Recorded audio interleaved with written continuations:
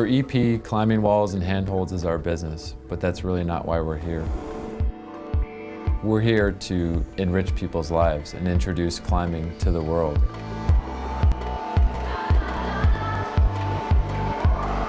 We know that once somebody gets an opportunity to go indoors and climb on a climbing wall, that they're going to be hooked and they're going to be a climber for life.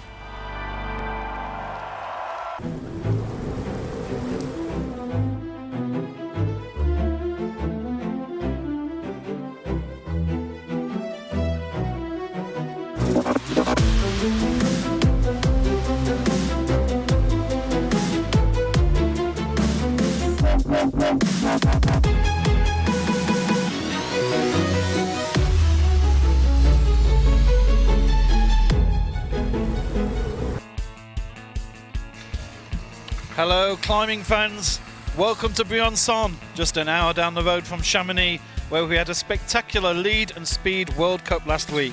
All the top climbers have been enjoying themselves in the wonderful surroundings here, with biking and climbing galore taking place.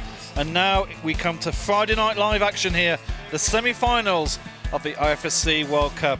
Last week it was the Slovenian women who took the glory, with Mina Markovic and 16-year-old Janja Gombre taking gold and silver, only 2 climbs to top. And in the men's category we have the opposite ends of the spectrum. The Spaniard Ramon Julian Poblanc taking gold, rolling back the years, 34 years old, and then Adam Ondra in silver, and it was the youngster Sebastian Halenki, 5-time world junior champion, who took the bronze. When Poblanc started climbing in a World Cup, Halenki was 5 years old. That's just quite incredible.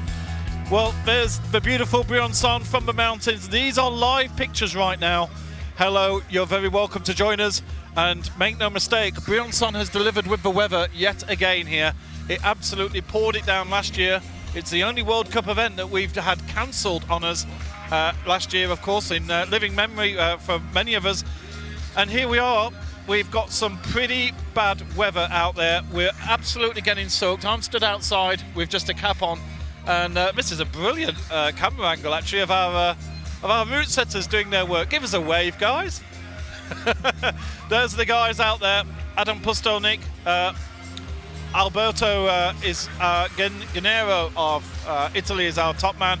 Adam Pustelnik of Poland and Jan Zabranek of the Czech Republic are our international field of route setters. They've done a cracking job for us here. Jerome Mayer, quite an important IFSC technical delegate, multiple gold medalist at various events, ex-world champion, of course.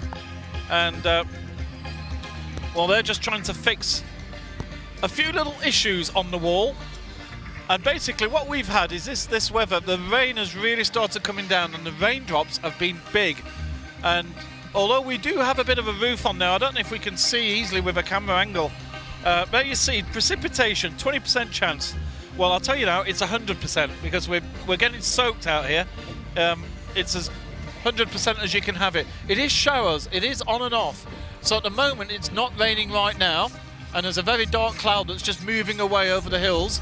And I'm looking where the clouds are coming from. I do have a bit of a building in my way, but we seem to be okay for at least the next maybe 20 minutes or so. But it is going to be that showers coming in over and over again. And as you can see here, our route setters are damping down the route. So we have the female route, which is on the left-hand side in yellow. This is a beautiful view. Maybe so if our cameraman operative can keep going to the right, this is where the camera is. This is where the weather is coming from. So it's getting a little bit bright over there. So you see, that's good news, because that's where the clouds have been coming from, and it's that area there which has been causing the trouble. Now look at that. We're going to have beautiful blue skies in the next sort of 5 minutes. So that's going to be good, and that's where the stuff has been coming from. That's been dropping on us. So I've got to admit, it was actually quite nice earlier on. We had a pretty full crowd out there. They're all under the tent on the right and left hand side. You can probably see actually the tents are totally full. People are trying to keep dry. I have a sheet of paper in front of me. It used to be a sheet of paper listing all the climbers who are competing here. It's a little bit soggy and a little bit damp, so I think this is probably the best way to show it here on our screen. We've got these are our semi-finalists in the male competition. Of course, we've already had qualifications a little bit earlier on. We've got Japan and Korea. In fact, quite a few Japanese athletes have done very well. They are really coming to the fore in both boulder and lead, aren't they? And there's Christoph Hanke, the other German athlete. Of course, I mentioned Sebastian Helenki earlier, who took a bronze medal at Chamonix. Well, he has a teammate. He has a buddy with him in this semi-final here. We have Canada. What an international field we have there. Let's have a look at page 2. The wall's getting shaken about a bit, so you can see our camera moving there because they're drying the wall as we speak. This is page 2, so as we get further towards the bottom, these are the athletes who actually finished higher in qualification. So it's the usual form with lead climbing. The better athletes go towards the end. Domin Skofic, what a great commentator he was in Chamonix. I was watching that from home last week. It was wonderful to hear him talking through and what he had to say. Of course, top 8 athletes will be going through to the final tomorrow night, and these are the top 6. Tell you what, this is a top 6 to whet the appetite. Look at that, look. That is going to be wonderful, and they're coming up a little bit later on. The athletes have already done the look at the wall. They've had their binoculars out. They've had a good close look. They seem to be sticking towards their sort of national ranking. So there's a group of French, there'll be a group of German, a group of Austrians, all sticking together and talking through. And they've already had a good look at everything there. Here is the ladies, the female side. Again, a very wide international spread.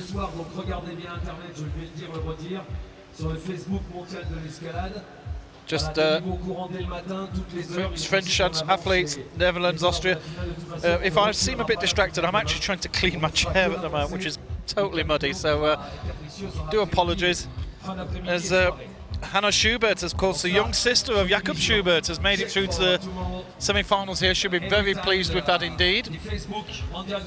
And Claudia Gisolfi, I see, so an Italian sister to the male Gisolfi who'll be here. So great to see 2 Italians here. And this is our next page.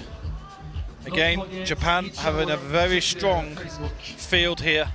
Austria and Japan pretty much dominating those 6 of the 9 athletes on that page from those 2 countries, with France, Russia and the United States making up the numbers. And then the final 6 here on the female side, again big names. The gold medalist from Mina Markovic in Chamonix, Anak Verhoeven and Kim Jae-in. The rain has stopped, thankfully. It is we're not under cover. The unfortunate thing is, because it's so rainy out here, I don't know if you can see this on the camera, but our desk is pretty soaked, and trying to clean a laptop at the same time. So it's not only the wall that's getting dried here, it's actually the desk and everything.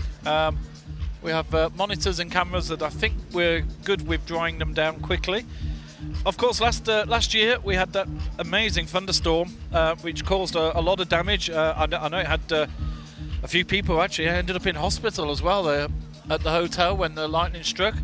I certainly saw the bill for our kit that got taken out by it all. It was certainly not a nice experience for anybody there, and we didn't have any action at all on the finals day, so we had to go to countback and from early results, which is never perfect for anybody, of course, but that was the way we did it. They're still drying the walls. They're still working hard on, it seems to be that they're concentrating more on the yellow side, on the left-hand side, which is the female side. So that's quite interesting that they're definitely working hard. Sorry, the orange side. The orange holds are the female holds. The green holds are the male holds, which are on the right-hand side of the wall. The female is on the left-hand side. They're working very hard, and they, of course, water is obviously a big enemy for climbing. You're keeping your hands as dry as possible. You've got all that choke on, and then suddenly little drop of water, and you're in big trouble. And it looks like the top end has actually held quite well. It's just the lower part of the wall that the officials are really working hard on to try and dry the blocks and dry those holds. And some of those holds look quite tough there.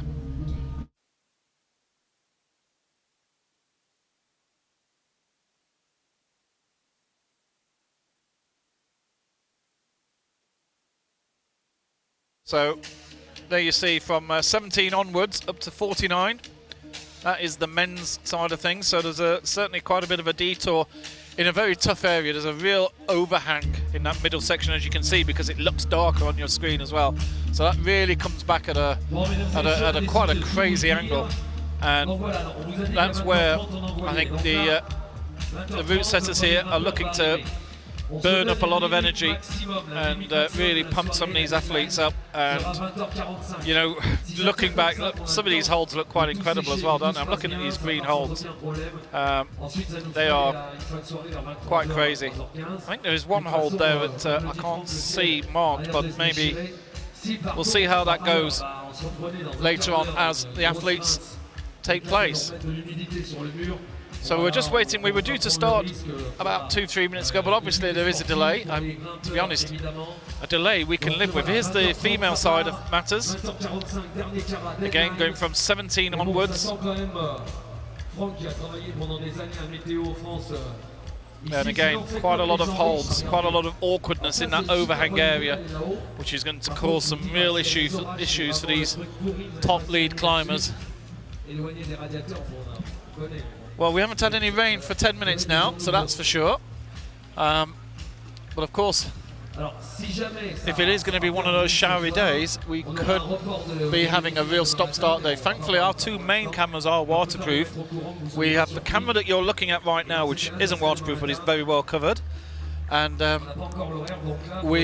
the referees' replay cameras, and they've all gone in. And I think there's a lot of people around me looking at the sky with very concerned faces. It's I don't know if we could get this on shot, but it's very curious. That's the female route, by the way, all the way up to 53, which is our top. We are waiting the start.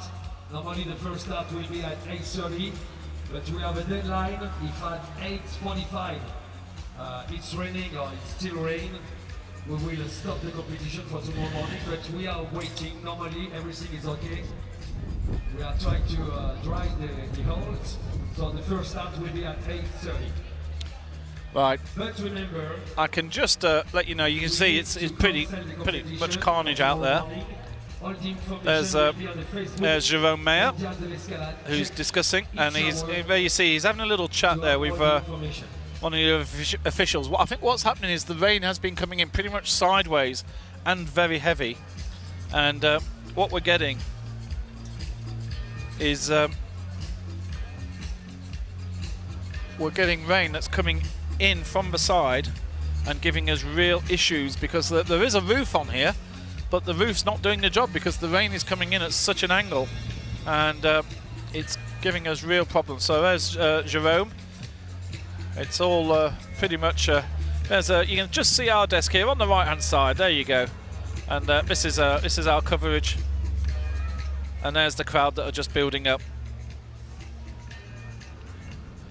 They're staying out. They're a hardy bunch here. They've set up camp. The wind is definitely a drying wind. There's no doubt about that, thankfully.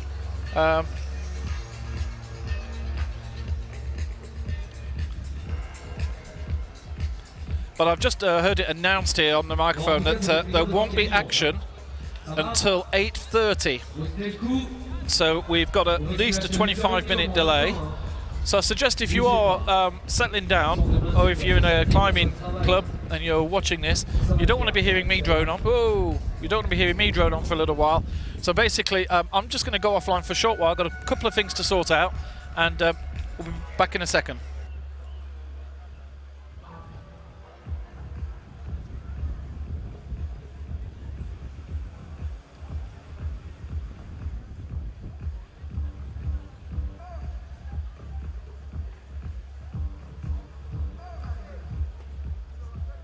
Merci Laetitia.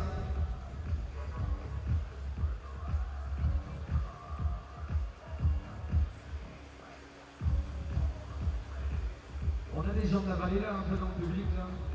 Monsieur de la vallée. Levez les bras les gens de la vallée s'il vous plaît. On est sauvés là. Monsieur Noir, il dit oui, on est sauvés, tout va bien.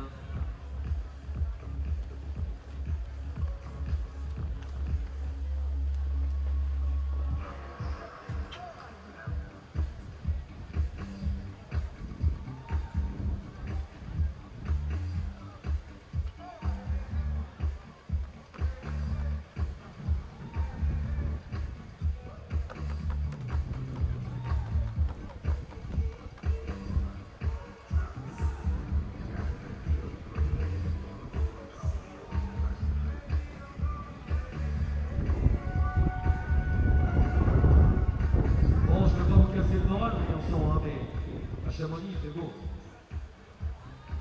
Ah, le mec, il va se rendre. Non, cette année, là, c'est beau. Moi, j'aurais bien eu un petit mot de l'organisateur, quand même, là. Toutes ces personnes qui attendent. Wow.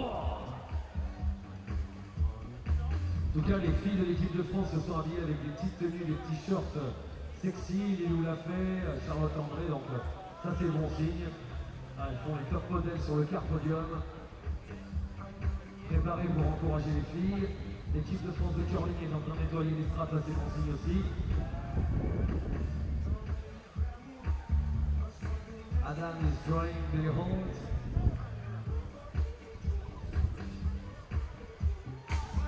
Right, I've just been to get a little bit more information. So 8:30 is definitely going to be a crucial time. And they'll be making a judgment then, but there does seem to be quite a few leaks coming through. We did have a heavy downpour, and it looks like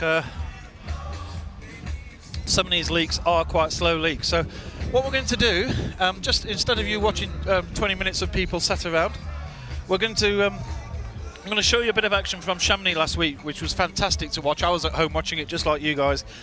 And Janja Garnbray from Slovenia just taken to the wall in Chamonix. We're going to join it there. There's going to be about 20 minutes worth. Just enjoy the action, and we'll be back with an update very shortly.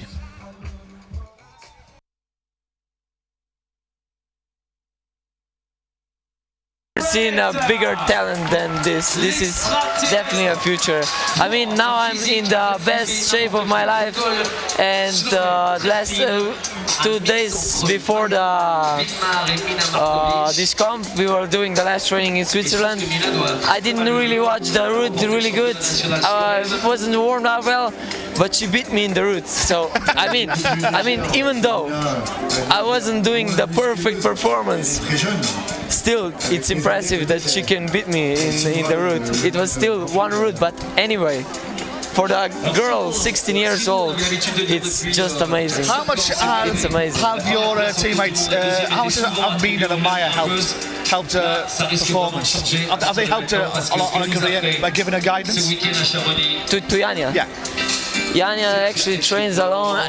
They are her role models, as she says, but she trains on the other part of Slovenia. She has her own coach.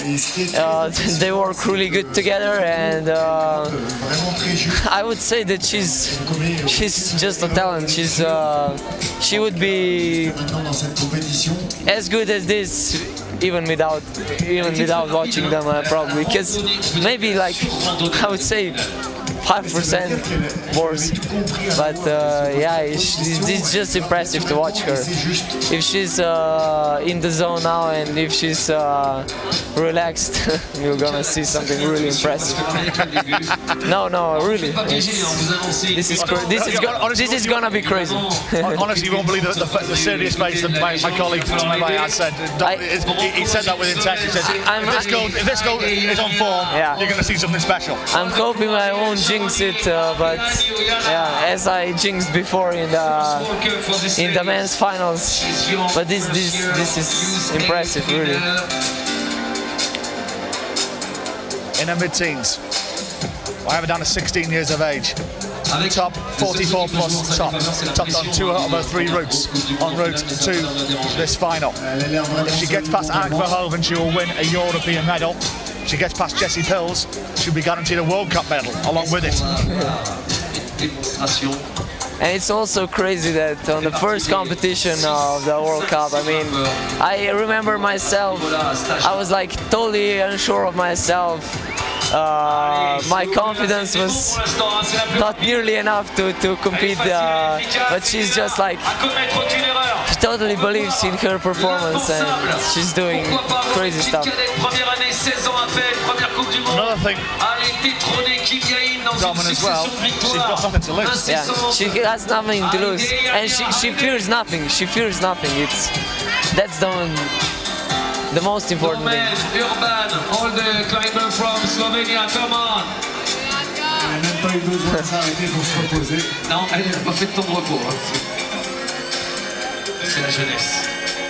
3 minutes of her allotted 8 have been eaten up. Allez, puis elle est grande, elle a un gabarit avec de la longe. Regardez cette précision. How's she looking Elle to s'est you? pas arrêtée, hein. She's looking really good, Le bang-bang sur le mur. and yeah, she looks like she's enjoying. Oh là là, Yeah, Charbonnier. she's good. Allez, regardez ça, regardez le chrono sur le mur. Prenez-en plein les yeux. Allez, il faut qu'elle aille en haut, je voudrais qu'elle chope le bac final, allez. Juste pour qu'elle s'en rappelle, que sa première soit juste Yeah, inoubliable. this Tapez dans les mains, tapez dans les mains. she's in the zone. Allez, zone. Yeah. allez, The allez. rueful smile Yeah. on Domin Skofitz's face right now.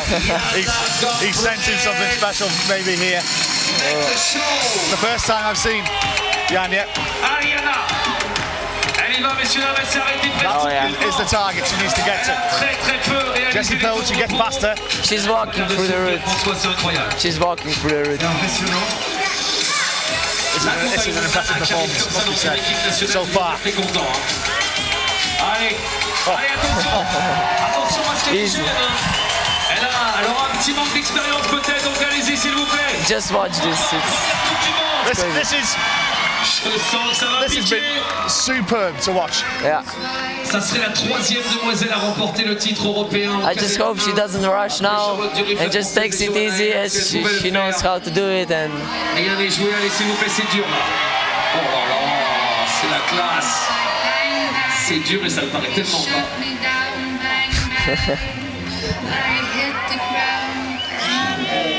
don't do it. Allez, allez, Charbonnier, allez. Gotta make sure she gets it as well. And the crowd are beginning to warm up to here as well. And look at this. Est-ce qu'elle va y arriver? Est-ce qu'elle va réussir à avoir encore du jus? It's impressive. This is impressive. This has been effortless. Absolutely effortless. I am stunned. Absolutely stunned. This is like watching poetry in motion. It really is. As I said, this is the future of climbing. 16 years of age. I'll say that again. 16 years of age. Come on. She's got a medal now round her neck for her efforts. And she's maybe 2 moves away here from giving Mina Markovic and Jan Kim something truly to think about. Oh, tremendous. Absolutely tremendous. Stunning. Absolutely stunning. That's the only way I can describe it. The crowd are on their feet here in Chamonix.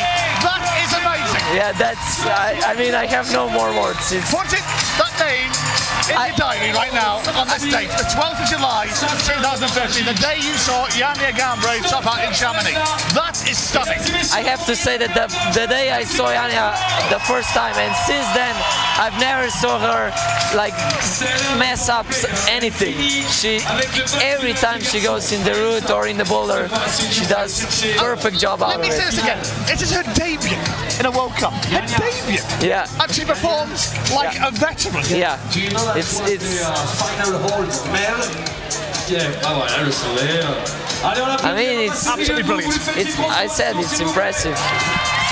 It was effortless. That's what made it. It was just effortless. Parce que ça sera la 3e de ce stage-là remporter le titre de champion. Dom and Happy gives her the high five. Hugs her friends and family as well. I tell you what, she's got a medal on her neck. The question is now, Dom Skovic, what colour will it be? I tell you one thing. Let's wait and see, but I tell you what, that is. They know backstage now. Jan Kim and Mina Markovic, they will know. Yeah. They will know that. Yeah. I say they have a really hard job to do now. Really hard to She do. picks up. Yeah. She's guaranteed bronze in the World Cup, and she's guaranteed at least silver in the European Championship. If Mina Markovic doesn't top out, she becomes European champion. Yeah, I think they're shaking behind there. But we'll I think we've seen something special here tonight. Yeah. I really do think that was special. Yeah. I said already, and she did what I said.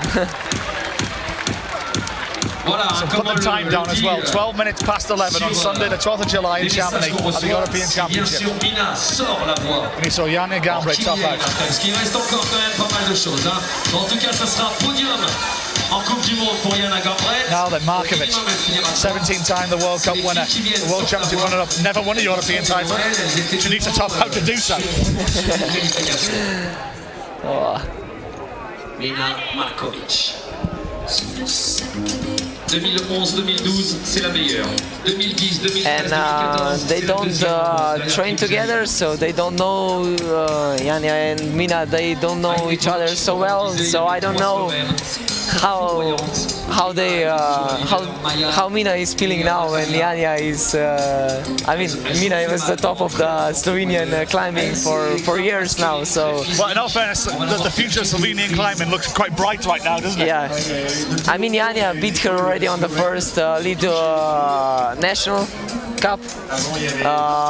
So, I mean, she knows that she's capable of beating her, but still, we're gonna see.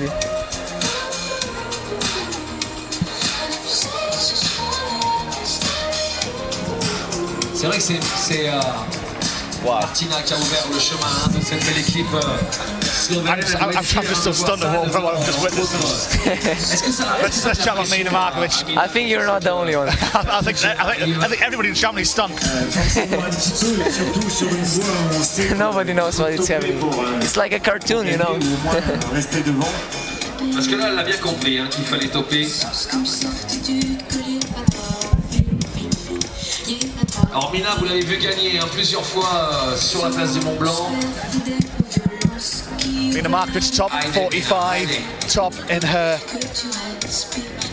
en route to this final. If she does top out, she will beat Janja Gambre on the comeback from their qualifying scores by one move. In fact, it would be by one move from a qualifier. Yeah.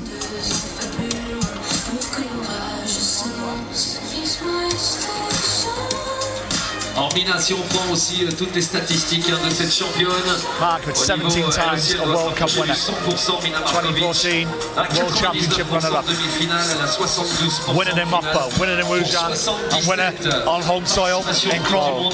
And you wasn't too pleased with that, mate.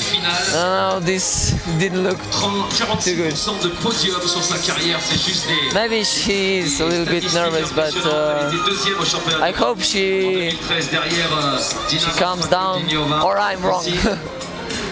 Elle connaît bien la puissance et le style d'ouverture de Chamonix. Oh, allez, yeah. là, on commence à changer de rythme musical. On l'applaudit aussi, s'il vous plaît. On la lâche pas, Mina Markovic. Après tout, que la meilleure gagne. Complètement différente. On a été sous le charme de la jeunesse. Maintenant, c'est l'expérience qui parle. Et pour l'instant, il n'y a rien à dire. C'est puissant, c'est physique. Ouais, c'est un peu moins relâché que Gagna, mais pas de souci. Elle n'a même pas besoin de s'arrêter non plus. C'est bon signe.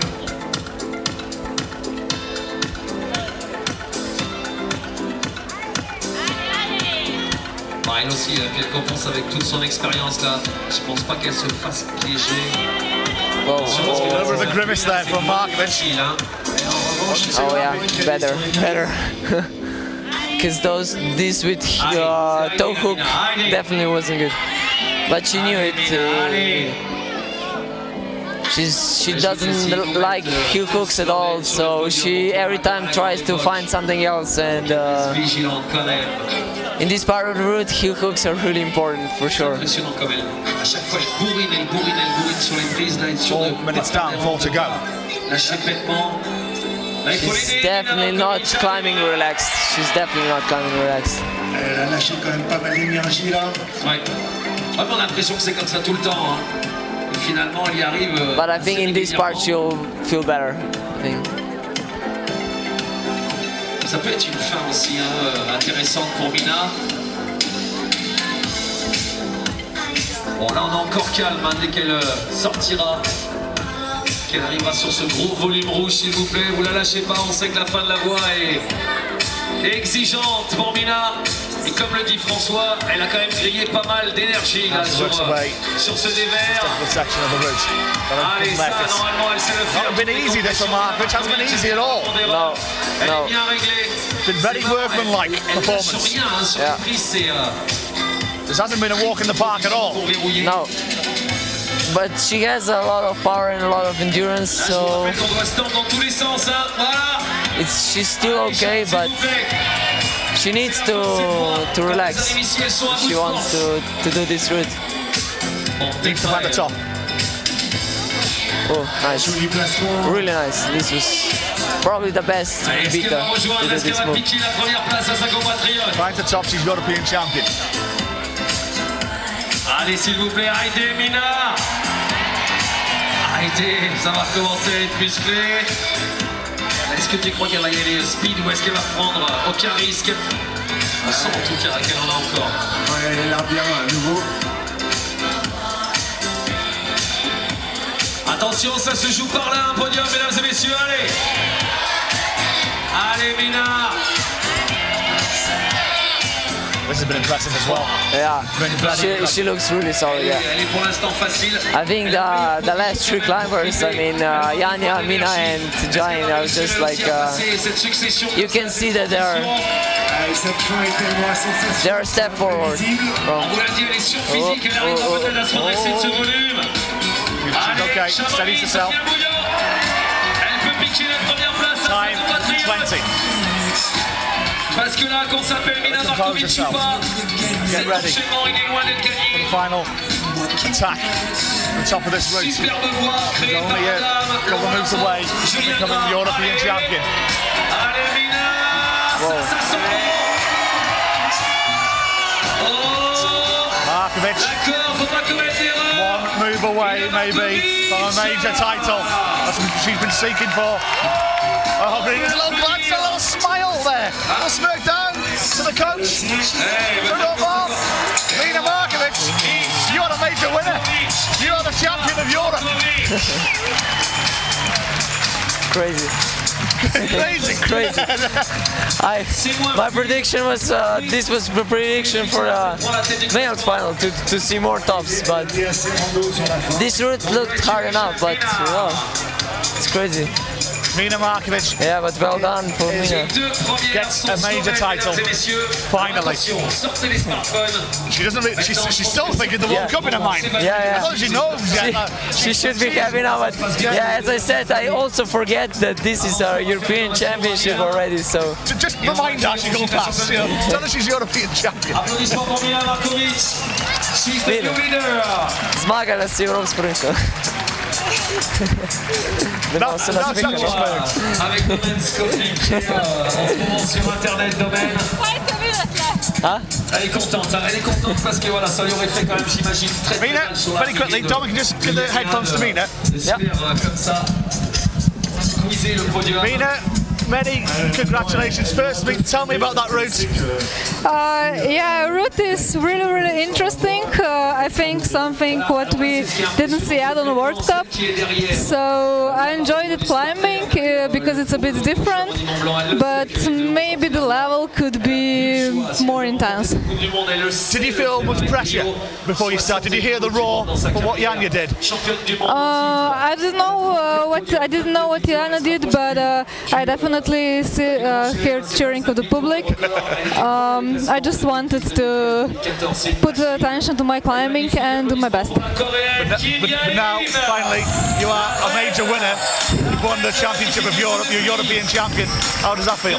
Yeah, really amazing because it's my first title. I finished, I think, 3 times on the second place. So that feels really amazing, especially because I think I will not compete for next 10 years. So it's really nice. Give a wave to the camera up there, Mina. Up there. Congratulations, you are the champion. France, and well, we just come away at a time which I thought at the time was quite incredible, that we got an interview with Mina Markovic, the gold medalist, just after she'd reached the top, and of course Domaine Scofield was there in the middle as well, and a great job from the guys there to get that interview live just as she came off the wall. Well, the good news here, although the body language of batch official doesn't look too good, but the good news here is we are going to start at 8:30. It's going to be a little bit dark by the time we're finished, I'm pretty sure, but we are going to be starting, and everybody's got very wet pieces of paper around them, mine amongst them, but we are going to make a show of it. And I hope you're enjoying the coverage here. Just one little point I should point out to you, and I'm sad to see this happen, but it had to, I suppose. Is that unfortunately we've taken a live chat away from the YouTube page, and basically there was just a few people that were spoiling it, and this is a forum which we've got a lot of juniors, we've got a lot of youngsters watching, and we just don't want people making comments at all. So we decided that if you please come and chat to us, but use the hashtag IFSCWC, and I will try and keep an eye out on that, and at some stage we may even bring up a new hashtag for asking questions live. I remember we did it last year for a couple of events. It worked pretty well. We had an Ask IFSC WC. They seem to have just turned up the volume of the speakers up to 11 here, so I can't hear anything but this MC in my ear. Oh, that's better. I've just turned him down. But yeah, so we are waiting for our first official, first climber to come out. We've got plenty of officials out there. There's certainly a lot of dampness in the air.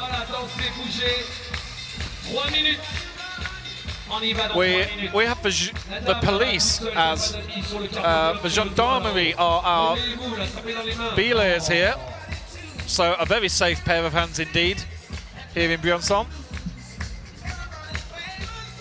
And I believe we're going to start. As you can see, it is drying slowly. There is a nice breeze that's coming through, and that is drying us up a little bit nicely, so just a little bit more of that, but the sun has well and truly left this area, so we're not going to get any sunshine. It's just going to be a little, but it is quite warm. I've got to say, it's still about 21 degrees out here. It's still pretty nice and warm.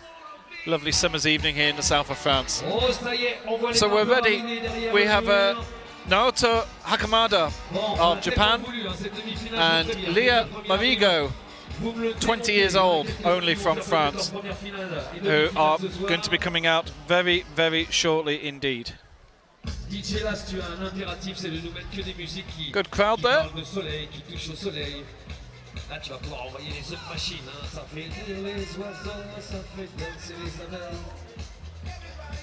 There's the sun just going down behind.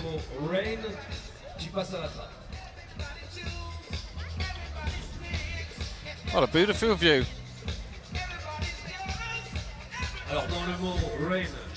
Well, for the next 2.5 hours, we're going to have 26 climbers in the male and female lead. Semi-finals. This is the men's. This is how the men's is looking. Here we go. As I've noted, 4 Japanese in that first batch. They really have come into climbing, bouldering and lead. Here's page 2.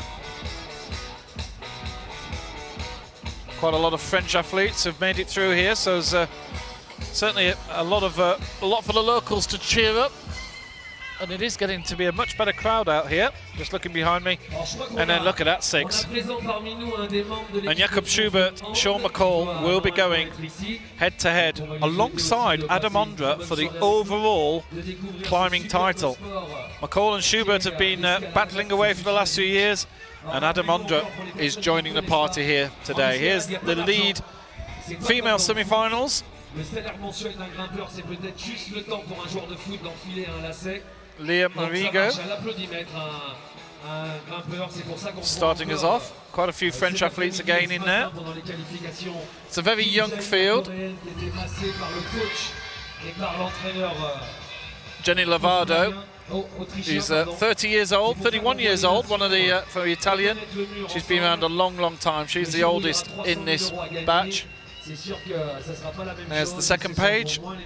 Some big names in that. Austria have got their big 3, Schranz, Rock and Posch, all coming out there with Jessica Pills, the new youngster, only 19 years old. She will be coming out in this page. And there you see Mina Markovic, the top star from Slovenia, gold medalist in Chamonix, and Kim Jo-in, one of the real stars of the sport. Wonderful to see her in action. Well, she will be coming up last of all. Just looking at, you may be asking about, we don't actually have the female athlete, the 16-year-old who picked up, Garnbrett, who picked up a silver medal, isn't actually here now. I haven't checked if she was in qualifying. Here is the female route. So there you see, this is what the ladies are going to be doing. That's from 17 onwards, of course. There's a little bit of stuff for them to do beforehand. We tend to concentrate on the business end of the climb. The first few climbs very rarely give them any trouble at all. It's just a little bit later on that we see them separated. And this is how the men's route is holding up. I do love these graphics, really does give you a feel. The actual the dots are just a little bit to the right, so you can actually see the holds as well. It's been quite cleverly done by our producer there. So you can just see the holds as they're getting up there, and we've put the number just to the side. Perfect. Well, we are got 8:30. He's laughing away there. Yes, that's one. It is 30:30. The gendarmerie are ready. The officials are ready. We've just had thumbs up. Let's get climbing. We've been waiting a little while. We've seen a little bit of action from Chamonix. There is some applause taking place. We do have a thumbs up. And here we go. Leah Marigo of France, Marigot. And on the right-hand side is Naoto Hakamada of Japan. Bien joué pour la jeune française. And to the other side, representing Japan, Naoto Hakamada. Alors les Japonais qui sont un petit peu en peine sans la présence de leur numéro 1 mondial, hein, évidemment Sashiyama, qui a décidé depuis la croix en falaise de Adamandra à 9 p+, qui a décidé de se consacrer un petit peu à la falaise pendant, on va dire, la moitié de l'année. Et Adam, on retrouvera sûrement pour l'année prochaine, les championnats du monde obligent à... So here we go. This is our start. Somebody's going to put a speaker right in front of the opening down. Perfect placement. We'll get that move shortly. Très dur pour ces demi-finales, rien à voir avec les voies de demi qui étaient déjà très percutantes. And this is the On vous rappelle que Léa elle a 40 secondes pour démarrer. Elle peut encore observer un petit peu. Et on va y aller cool pour le début de ces demi-finales. so we don't have any stats on Leah Marigot, but as you can see, Hakamada has been busy. He didn't do a lot of climbing in 2014. He was in Inzai. Japan was his only event. 3 events in 2013. Not actually ranked at the moment, but does have 1 silver to his name. So he has got a medal to his name on the World Cup circuit.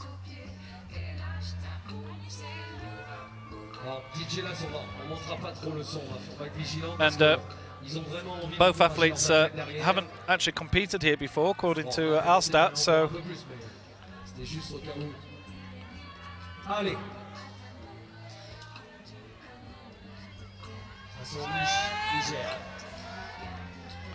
Allez, attention, ça peut être surprenant, hein. Elle est très dure cette voie.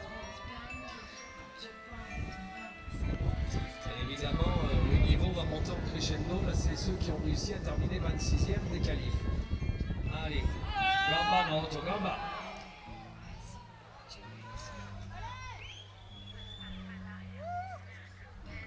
Alors les toilettes sèches sont à l'entrée hein, de Berwick si vous avez envie et besoin surtout. So no major issues so far. Allez pour notre jeune française, là, histoire qu'elle puisse gratter encore quelques places. Hakamada certainly not hanging around at all. He's shooting up this wall. Vas-y, monte un peu, passe.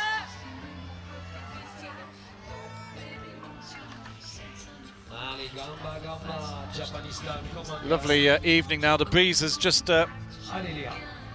nicely hitting us. Certainly it's a drying breeze. And that was one area where Hakamada was giving a little bit of cause for concern on the men's side.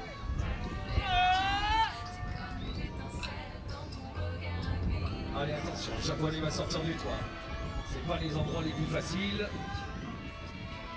Et Léa, il faut l'aider dans le toit.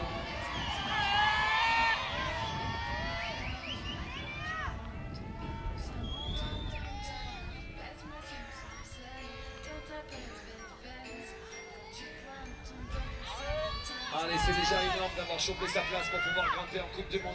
Beautiful view here from our main camera. Allez, gamba, Naoto, gamba.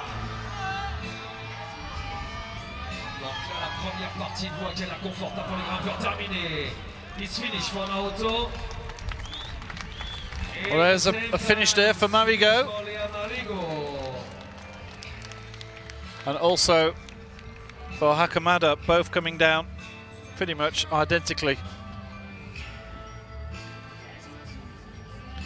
I was just trying to get some results up. He actually took a silver medal at the Asian Youth Championships in 2011. So that was the medal that was to his name. Les 2 premiers grimpeurs qui sont partis ont failli sortir la voie et après ça a été très difficile pour le reste des grimpeurs. There you see a beautiful view of the wall and big screen to our left. So there isn't 2 walls here.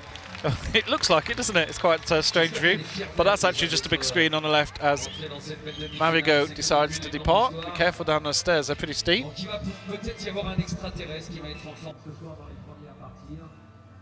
Il peut se rapprocher du bac final. Sinon les voies qui tomberont plutôt en deuxième partie. Okay, next competitor for the male representing Korea, Hangul Kim, le coréen, et representing Italy, Claudia Ghisolfi. Claudia qui pour sa part est dernière année de junior, Claudia Ghisolfi.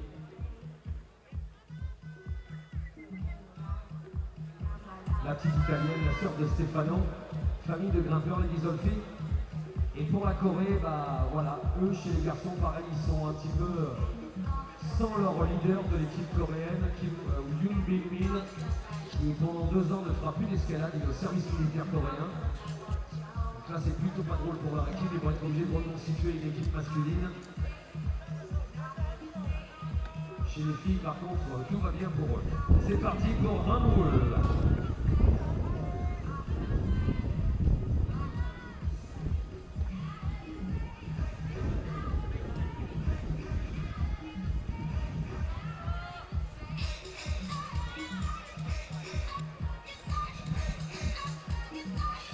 So here we go with Kim Han-wool of Korea, 20 years old.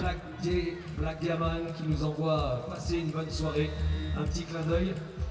On a pas mal de sponsors qui auraient aimé. He's on his own at the moment, but Claudia Ghisolfi, another 19-year-old, enters the arena. There you see Kim Han-wool.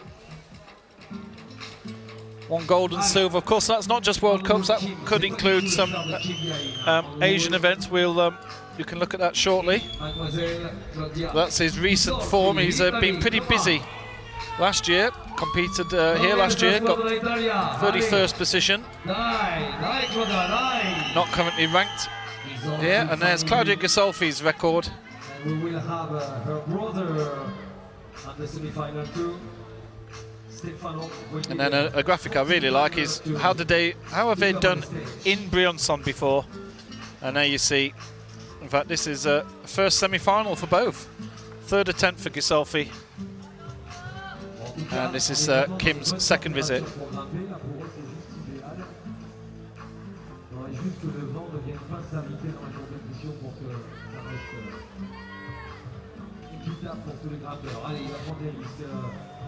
Hangul Kim, il va être obligé d'engager.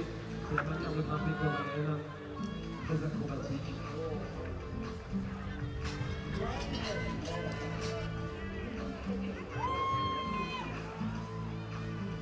Claudia Ghisolfi a toujours fait partie des jeunes, très bonnes grimpeuses italiennes qui prendront la relève de Jemina Barda bientôt.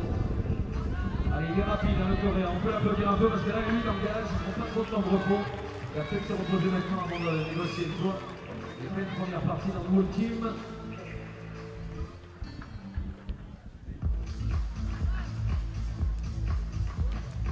Et Claudia qui y va plus prudemment. Il va falloir qu'ils reprennent confiance. La première étape a été difficile pour eux.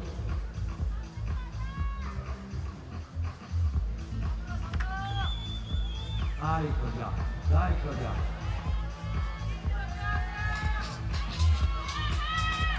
So Kim, not many athletes you see wearing glasses.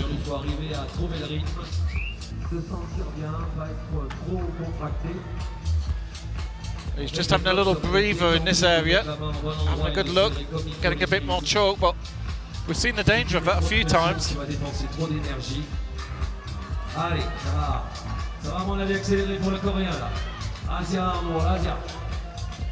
Sometimes having a rest can be a bad move. We've seen that time and time again. You're not really having a rest, you're still taking up energy, you're still getting pumped as you're out there. And now Kim looks as if he's in a little bit of a, putting a bit of strain in here, but he's doing well. Holds on well. It's a cheer for Ghisolfi.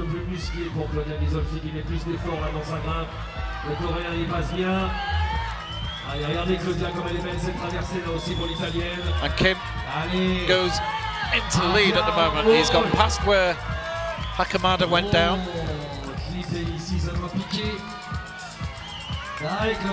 Ghisolfi also looking good here, the Italian.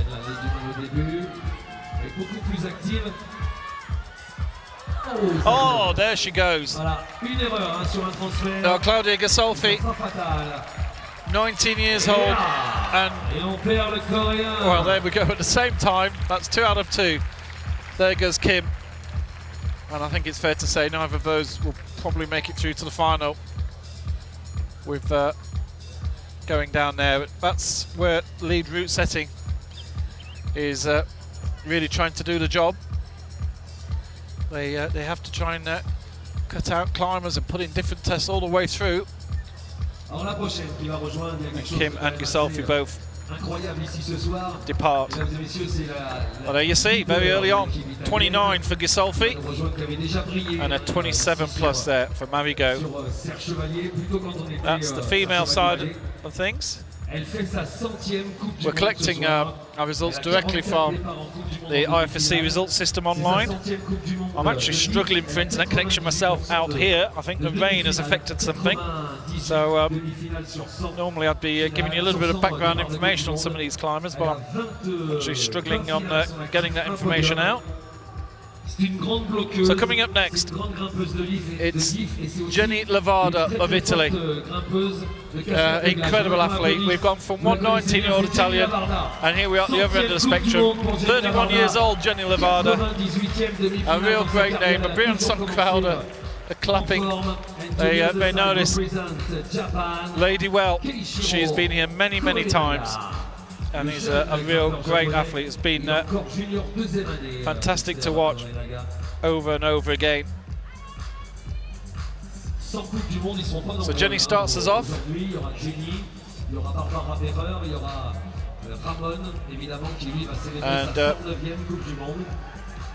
for the men, Keiichiro Kawanaga of Japan. Another 19-year-old Japanese athlete who has come from nowhere and is suddenly climbing just incredibly out there. In fact, 18 years old. Excuse me, I'm adding a year onto his age. You know, he has been a busy man as well. He's climbing in the big events, climbing at the World Championships. Made the semi-finals in the World Championships. There you see Jenny. She's been at Briançon for quite a while. Look at that ranking going back in years. In fact, I don't know if our graphic can fit in there, but she was climbing back in 2001. Can you believe that? She was 7th ranked. I think that says 7 there. Back in 2001. I've actually got a bit of damage on my screen here, so I can't actually see very clearly what's being put up. The rain has affected everything. But we are live. Yep, the cameras are working and the internet's working, and we've got climbing and we've got a lot of viewers online. As I said, apologies earlier, we don't have the live chat working. It really was just very sad to see. I was moderating it myself last week and kicking people out, but there's just too many people just making silly comments, and it just isn't worth it. So we're using the hashtag IFSCWC. Please put your comments in there, and that's the place to go to watch and talk about the climbing that you're seeing. Helicopter goes overhead. Wow, that's quite spectacular. It only just went. It's only about 100 meters above us. He wants to get a good view as well.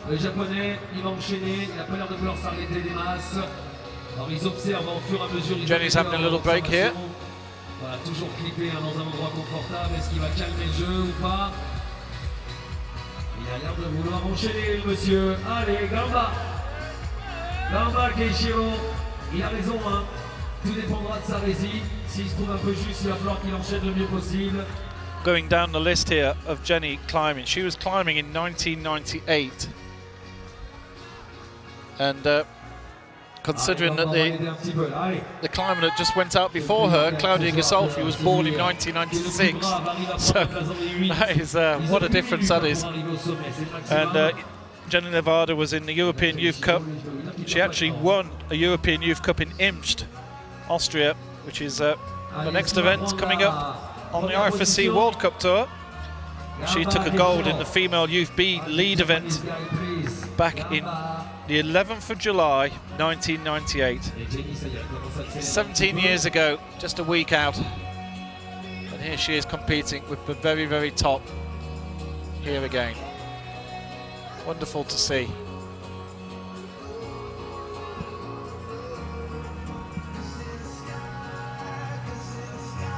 Koranaga doing well here. He's certainly making a move.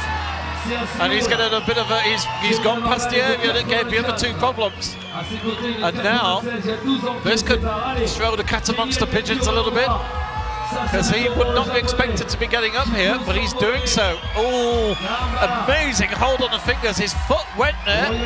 He's having a bit of trouble, and there he goes. He gets a hand. But you could see that the body was pumped. He got to a natural end there. But that was a great climb. And Koranaga, could he have sneaked into a final getting up there? He's having a look around. He's looking for his coach, I think, to give him a thumbs up. There's a great view here. Here's Jenny. Look at the face and the concentration. What a beautiful view this is from our camera.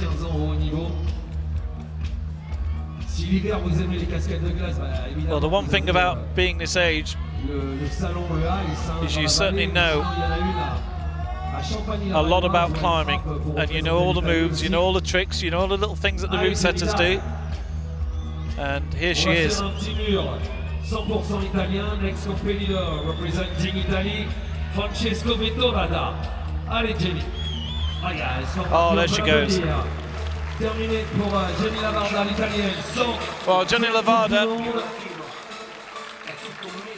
I think that's put her into the lead. We'll just wait a second. Il est 92, Francesco.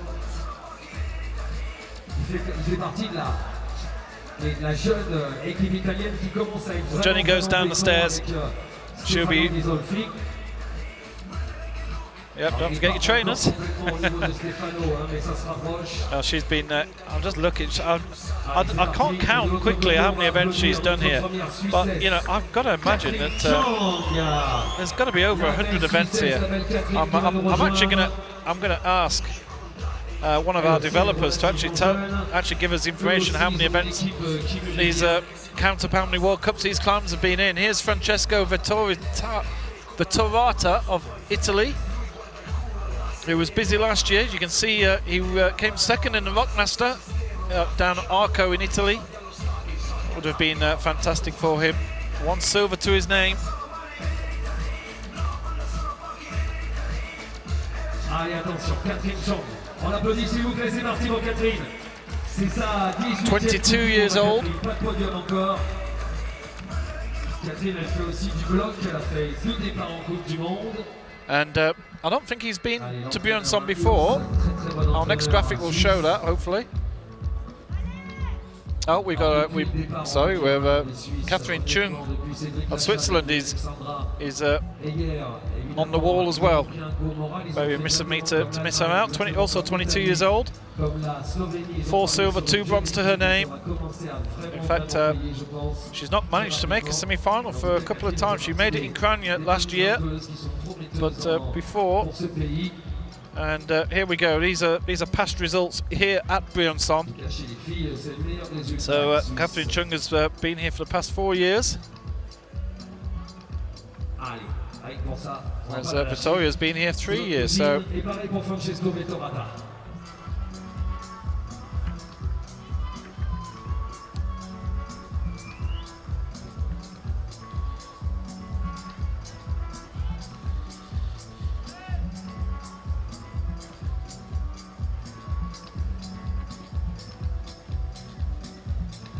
So, Vettorata is getting into this big overhang area now.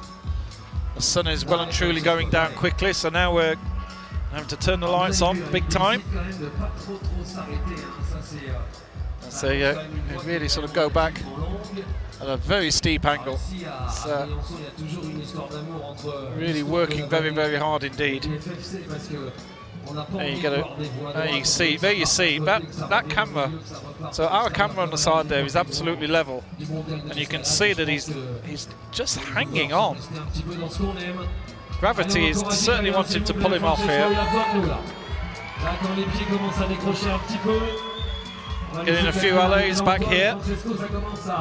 Bit of support for the Italian. We're just on the Italian border, so there'll be quite a few Italians that have made the trip over to come and support their colleagues. Allez, là est Francesco. Oh, le changement de main ici, ça picouille.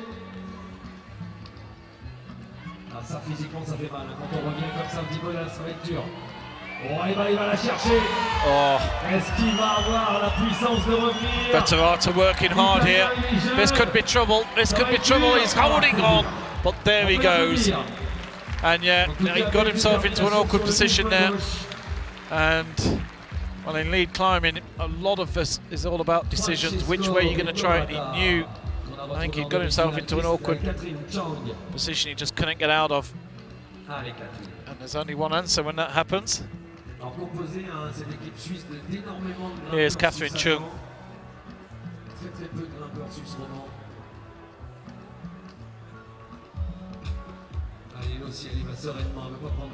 She's just getting into the overhang section now. So this is our camera that's halfway up the wall. Beautiful view there.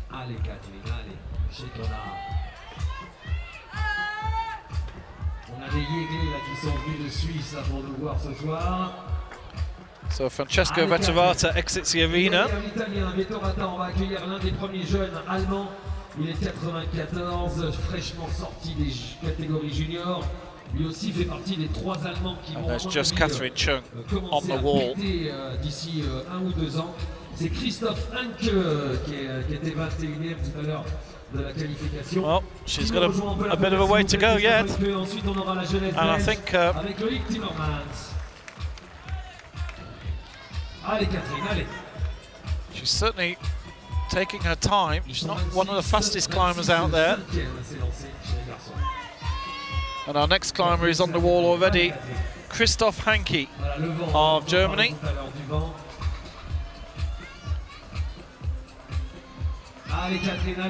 Germans, of course, really made a move through with bouldering this year. See Julia Wurm, in particular, the current world and European champion. Here's Christoph's recent results. Some of these names are long, yeah. First semi-final here, actually, for his 4th attempt. And has gone out in qualifying in the other 3 years, so we'll be pretty happy. And of course, he's got Sebastian Helenki as well, who took bronze at Chamonix.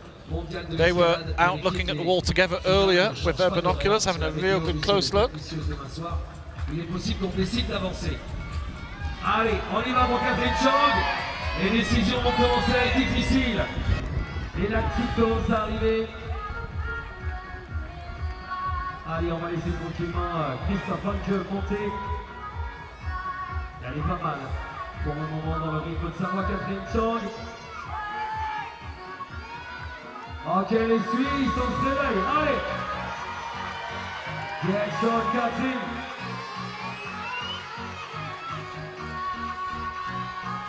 Allez! Regarde! C'est chaud bouillant là, à cet endroit-là, on peut l'applaudir! Catherine Chung, Switzerland.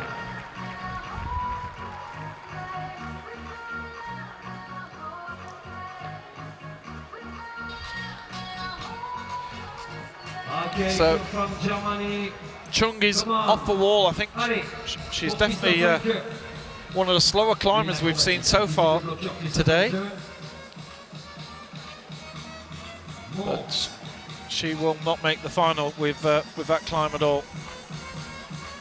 So Christoph Hanke here has the wall to himself now.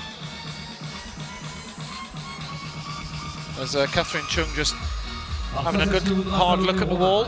Let's go of the rope. Alors Salomé Romain nous a dit, je voudrais pas que Briançon me fasse trop d'ovations au début. Alors quand elle arrivera sur scène, on pètera tout. Après, on va la laisser tranquillement arriver dans le toit. Et par contre, quand vous voyez des mouvements difficiles, la lâchez pas. Elle peut arriver à nous faire une belle chose. Cocotte, elle arrivera dans 4-5 grimpeuses. On y va pour l'Allemand et on va accueillir chez les filles Catherine Chung, still very young. She's been winning silvers and bronzes. She's been winning a lot of medals on the junior tour. And just making a breakthrough into the seniors here, age 23 years old. This is Hanky here now. He's made it through to the next stage. Got through that awkward overhang area and he seems to be well in control here. Oh, an awkward, the foot went away, but managed to recover, but that will have taken a bit of energy. Had to hold on with the fingers.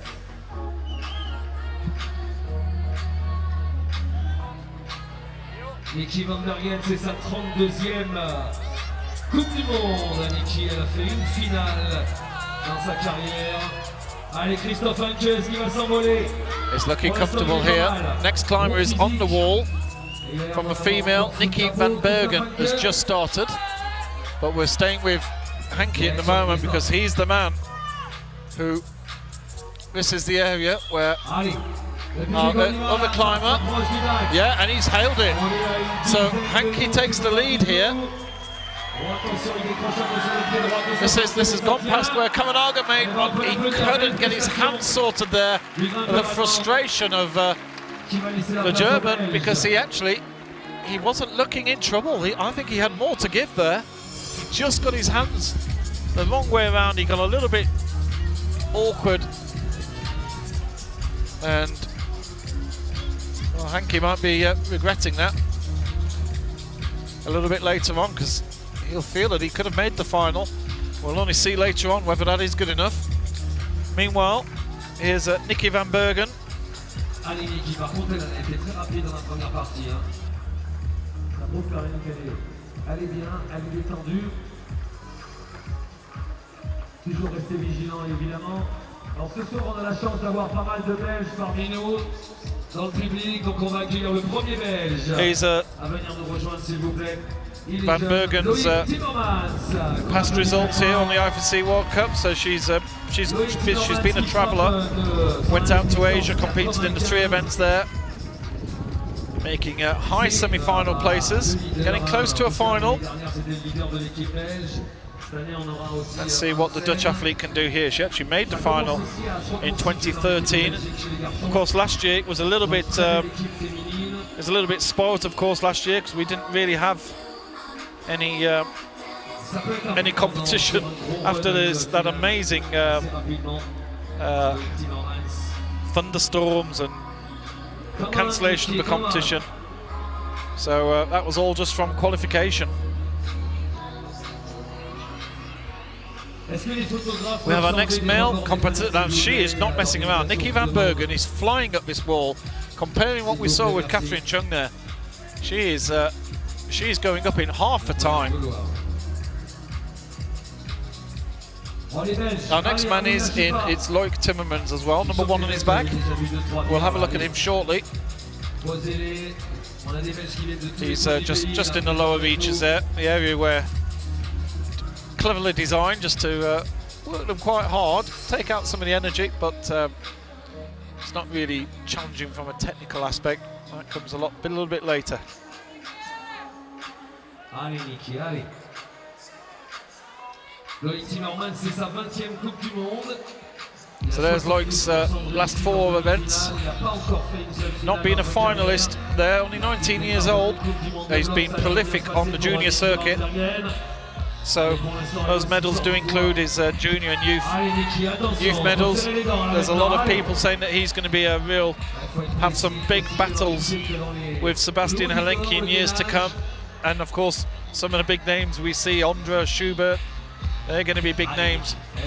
Van Bergen is down. So she'll get a plus there, managing to just touch the next hold, realising she'd run out of space, and now we can just look purely at Timmermans. La grande gabarit, donc ça peut être aussi une bonne chose pour cette voie. Beautiful view here. Timmermans working hard in that little area. This This is just the bottom area. Alors, juste derrière la hollandaise, la grimpeuse des Pays-Bas, on va accueillir une petite jeune autrichienne. On connaît bien son frère, elle est cadette deuxième année. Autant pour moi, elle est junior première année. Elle a remporté le championnat du monde cadette l'année dernière à Nouméa en Nouvelle-Calédonie. Son frère, c'est juste l'un des meilleurs grimpeurs au monde, donc on annonce une grosse famille de grimpeurs. You see the scores as Timmermans are just entering the roof section there. Alenki with a 38 plus.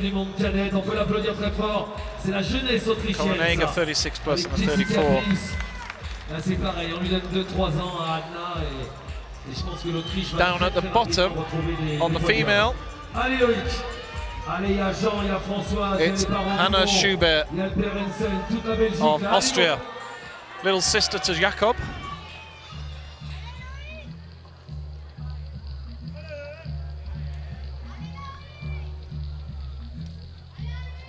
Timmermans just having a little break there. Giving his fingers a rest and sussing out what's to come next.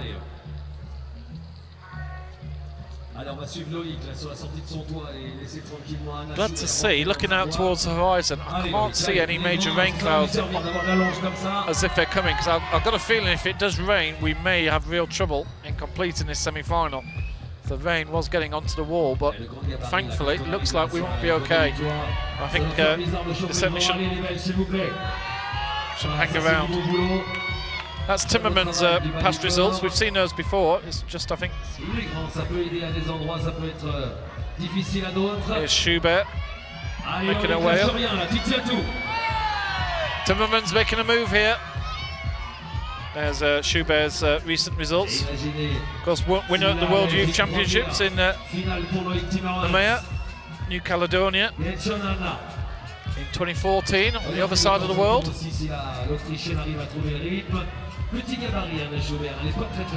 And she's never been to this event. This is her first time here in Briançon. A lot of eyes on Timmermans at the moment. Schubert is quite low down. Timmermans looking solid. Certainly looking comfortable. He's not straining, is he? He's still competing in the junior section, of course, Timmermans, and he moves ahead. The lights are flashing at the top of the wall, telling the audience here that he's now into the lead. And Timmermans still looking good. Oh! Well, he takes the lead, and he's number 6 out of 26 here. So there are 5 others below him so far.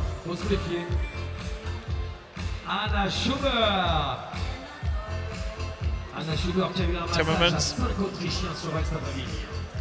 who is competing a lot on the junior circuit, but he's of course recently all the World Cup. He was 24th in Chamonix, so he did make the semi-finals in Chamonix, but he didn't actually do too well in that semi-final. Came well down. Looking at Schubert, well, she's still competing in the junior level. She only 2 weeks ago she was in Lagenfeld in Austria competing in the European Youth Cup B and in the juniors boulder section, so she's one of those that has a go at bouldering and lead. She finished 12th in that event, but in the lead at the European Youths in Raffo, Edinburgh, just a month ago, she was 7th. She came 2nd in Imst in the juniors. She's having a little bit of trouble here, just holding it out. Letting those fingers, getting a grip, letting those fingers rest.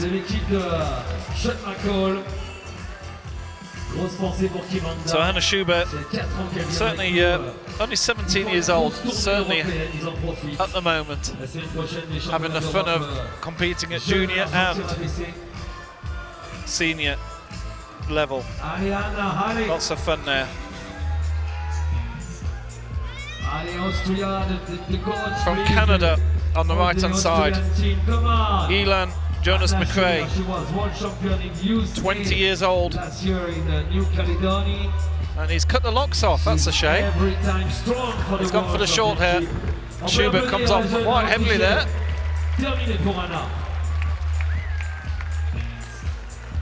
va laisser la place à la première fête russe.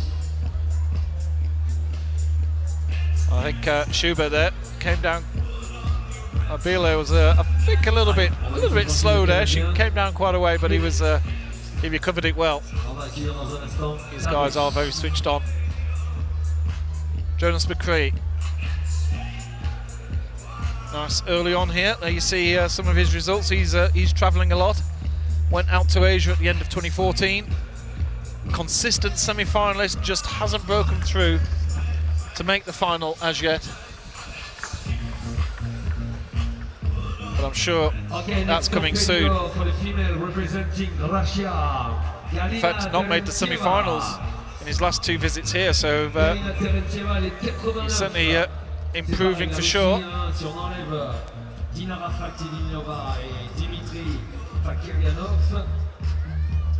C'est pas les années les plus faciles pour l'équipe de difficulté russe, très fort évidemment en vitesse, très fort en bloc. Les 2 Russes qui étaient en finale la semaine dernière, c'est Dimitri et Dinara, on les retrouvera tout à l'heure.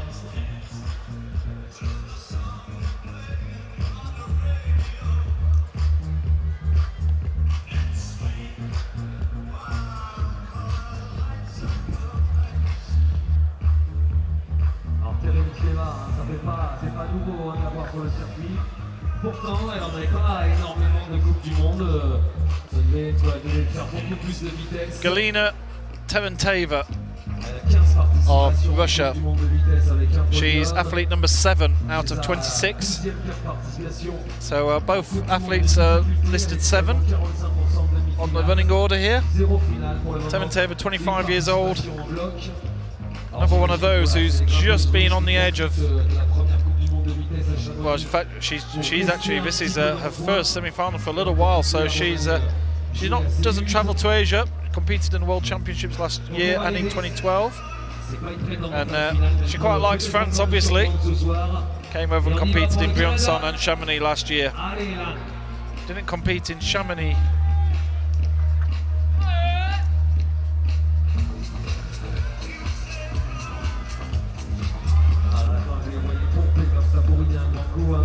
C'est toujours risqué, il faut toujours se méfier. Et chauffez-vous parce qu'après on aura Julia Fizer et Salomé Romain à la Briançonnaise.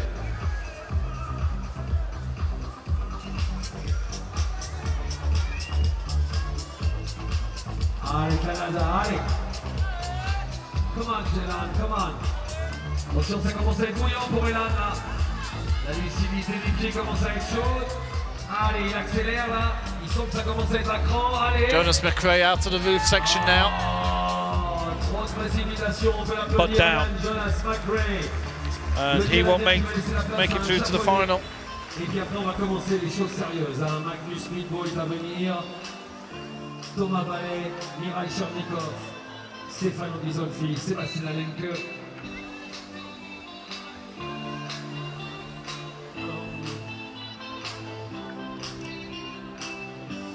J'imagine qu'on aura un nettoyage de la voie à partir du 13e compétiteur. Terenteva, just entering the roof section, still got a lot to do yet. Davai Galina, davai.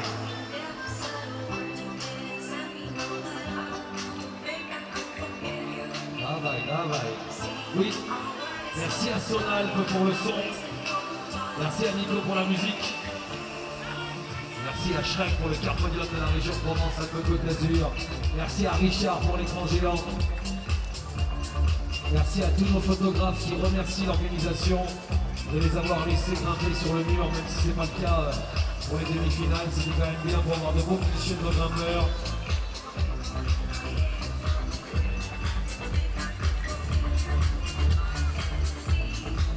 Allez pour Galina Terenteva, davai. Davai Galina. Terenteva doing well here, having a rest at the right point.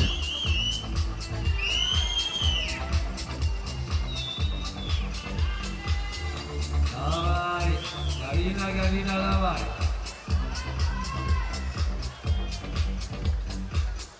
Allez, attention, ça bourrine un peu pour Galina là, voilà.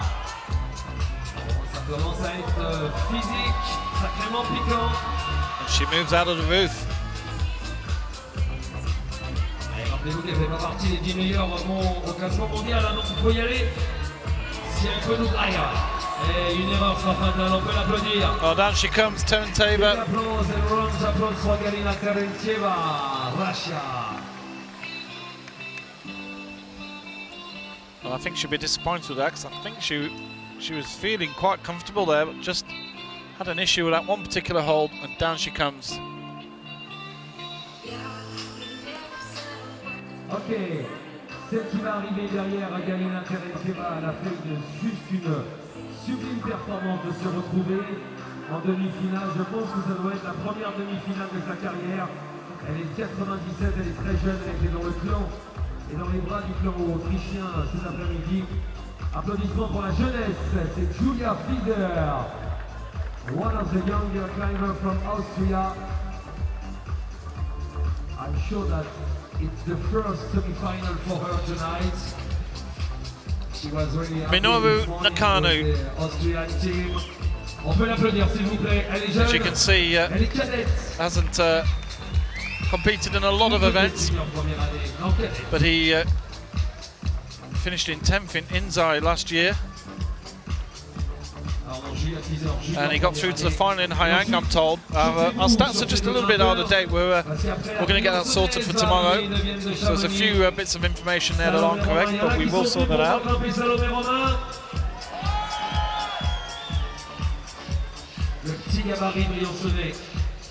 And of course, as you see there, he has competed in Briançon before. Julia Fischer, 17 years old from Austria, on the left. On l'embêtera pas trop, puis alors après vous allez pouvoir péter les plans. Ok, Minoru. Allez, Minoru Nakano. Qui derrière lui, on aura Magnus Mikko, le roi norvégien.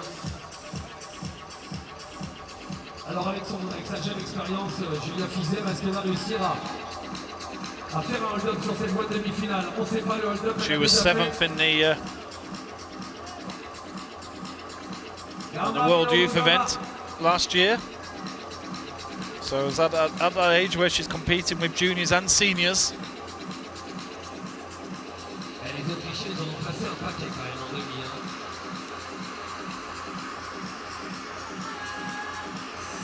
6 grimpeuses autrichiennes sur les 26.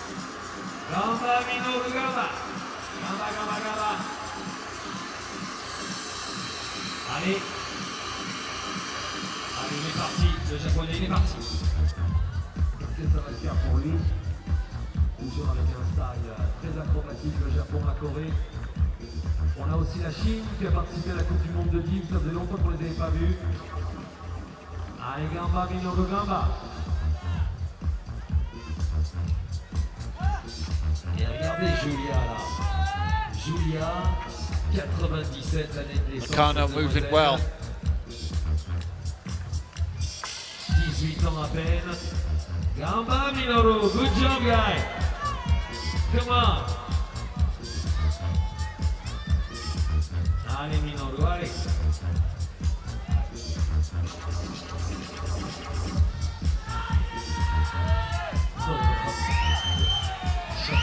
J'adore derrière. Derrière on a des craquages là, allez. Gamba, Gamba Minoru. Il est bien. Oh, here we go. Nakano's making a move here. Oh, c'est chaud. Allez, on connaît ce passage. Timmermans l'a tellement bien négocié. Est-ce qu'il va réaliser la même prestation? It's a cheering for Fischer as well, but it's all about Nakano. He just takes a step back. It's good.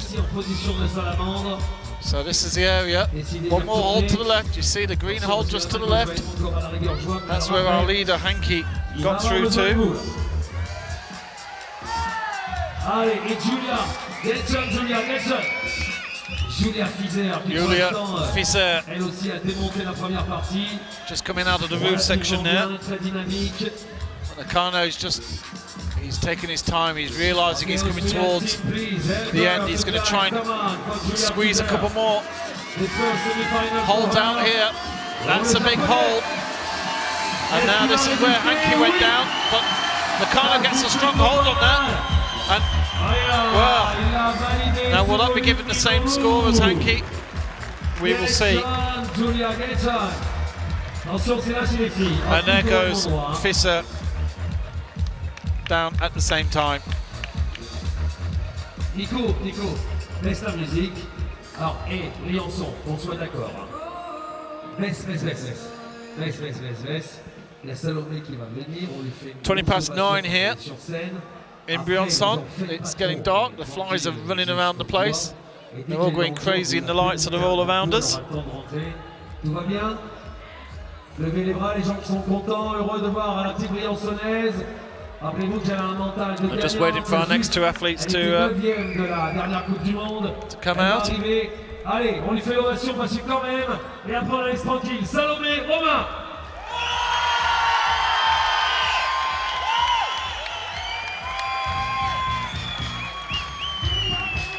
Voilà, c'est exactement ce qu'elle voulait comme musique, un petit peu smoothie pour bouger le corps dans l'espace. Et de l'autre côté, lui, vous allez pouvoir l'applaudir, c'est un très grand grimpeur, régulièrement dans les finales. Magnus Midtbo coming on the stage. So Magnus Midtbo. Representing Norway, Magnus. C'est un des très bons potes de Jakob Schubert. Le Norvégien, il n'a pas de coach, il n'a rien avec lui là. Et on espère un jour un podium de Magnus. Details there, you see Magnus and Salome Romain from France, 18 years old only, and still competing in juniors.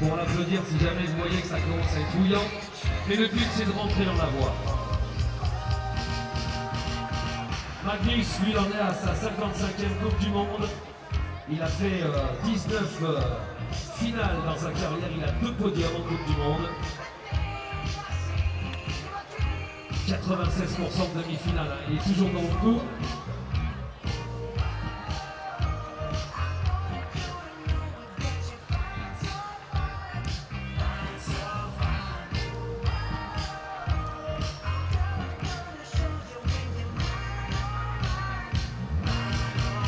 Allez, Magnus, go Magnus. Envoyé à la puissance redoutable de Salomé. Pour l'instant, ça se passe bien. Elle avait eu du mal un petit peu à se mettre dans le rythme lors des qualifications, mais là, c'est pas du tout la même chose. Elle est très très bien pour le moment.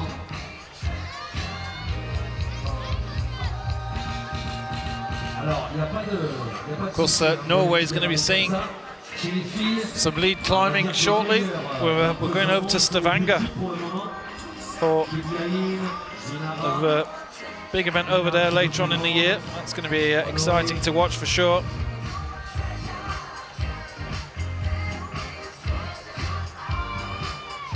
Bon, allez, on va pas vous laisser sans rien faire. Allez, allez, Briançon, lâchez-vous un peu, allez.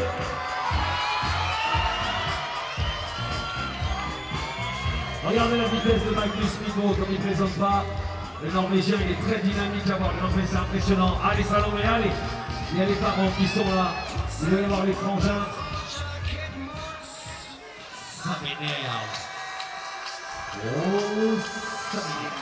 Well, Salome Romain here is very fast climber. She's set off quite a way behind Midtbo, but she's overtaken him. Although of course it's not the same course they're climbing, but she's going at quite a pace of Midtbo here. Magnus is strong and he's very fast on the beginning of the route. Taking his time as he goes around this corner. Both in the roof section at the moment. Elle est précise, Salomé, elle la veut sa place en finale. Allez!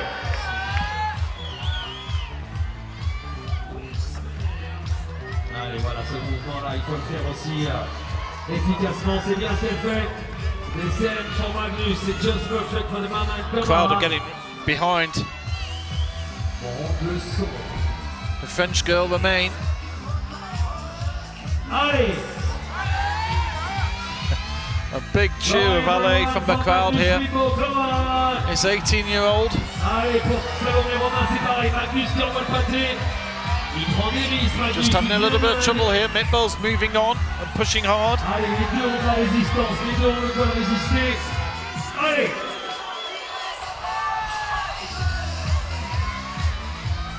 Oh, Eh ben, on peut l'applaudir, Salomé Romain. Magnus is still climbing, Mr. Magnus. Come great on. attempt there from Romain. Crowd give her a big warm round of applause. Aussi bien d'un côté que de l'autre, là, ils ont pris des risques les deux. Magnus, il en prend And aussi, Mitbo comes malheureusement. off early. Well, that was a surprise. Saison Magnus. Là, il fait quand même une performance un peu Yeah, I moins don't think we bonne. expected that, and Magnus Mitbo won't be making it through to the final for sure after that climb. So both climbers, you see a lovely view here out of the hills. There's a bit of skiing, of course, around this area during the winter time.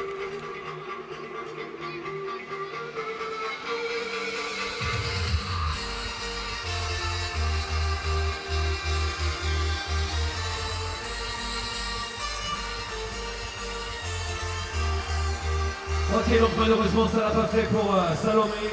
On va envoyer la troisième membre de l'équipe de France. Elle était championne du monde, enfin troisième au championnat du monde de Nouméa pour les juniors, vice-championne de France derrière Salomé Romain. Elle est aussi encore junior deuxième année. Applaudissements pour Julia Chalourdi, s'il vous plaît, qui fait son Well, there's our leaderboard for the men. So Nakano was given the 42, he was given the hold on that yellow slab. And Timmermans, Hanky with 38, Mitbo much further down. So certainly it's top 8, of course, that qualify through for the final.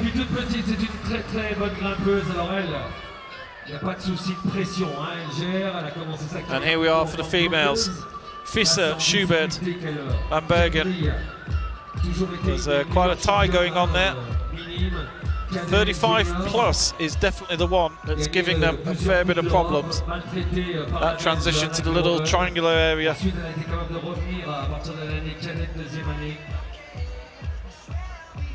C'est une fille qui est aussi forte en bloc qu'en diff, Julia.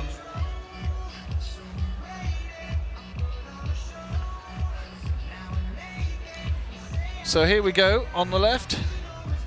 It's Julia Chanourdi of France, 19 years old, another youngster from France. Really have got a lot of athletes coming through in the new generation.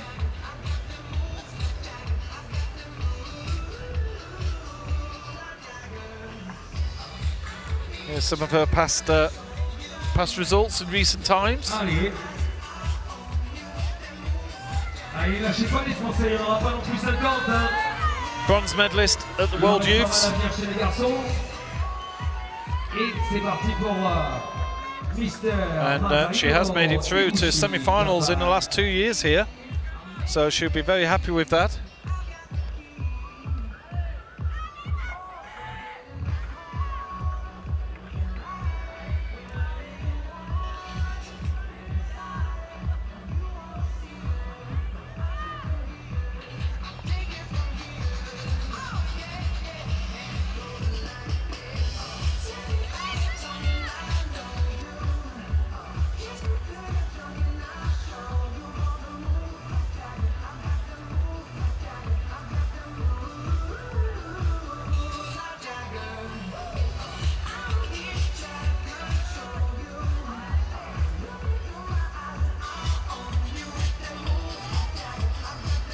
Chanourdi into the roof section. All the female climbers seem to have no real issues in this area once they actually get here. It's the next little transition which is catching a lot of them out. Allez, c'est bien ce qu'elle est en train de faire Julia là, Chalourdi pour le moment, elle est dans le rythme. La transition elle est très bien faite. On sait qu'elle a du jus, Julia. Et elle est bien entraînée. Hein. Pourquoi pas la première française aller jouer dans la finale. Allez Julia, allez. Elle est originaire du Nancy, elle sera pour le club de Chambé. And as you see on the right, Mashiro Higuchi of Japan, 22 years old. regular semi-finalist. Just hasn't made it into the big time. First time here in Briançon.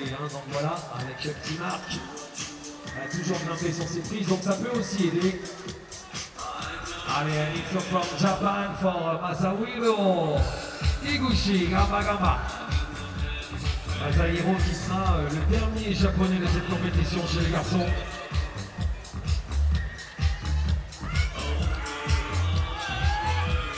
Allez, Julien, on va l'aider à prendre les bonnes décisions. Allez.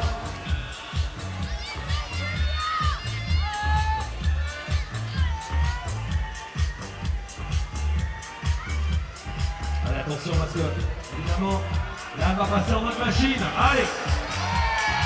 Faut pas se faire piéger trop longtemps par les temps de repos, faut pas perdre le rythme. Allez, le public de Briançon, il est là, s'il vous plaît. Ça commence à être un petit peu plus difficile. On le sent physiquement. Allez, Julia, allez. Here we go. Gamba, Masahiro, gamba. Shanudri. This is the area that's Allez, pulled them all out. Allez, public, vous savez. Crowd are getting very excited here. Can she make it? Oh, she can't get the grip. It'll be a 35 plus again.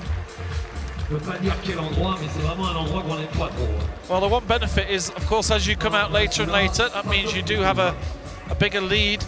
You have a lead from qualifying. So on countback, Shanudri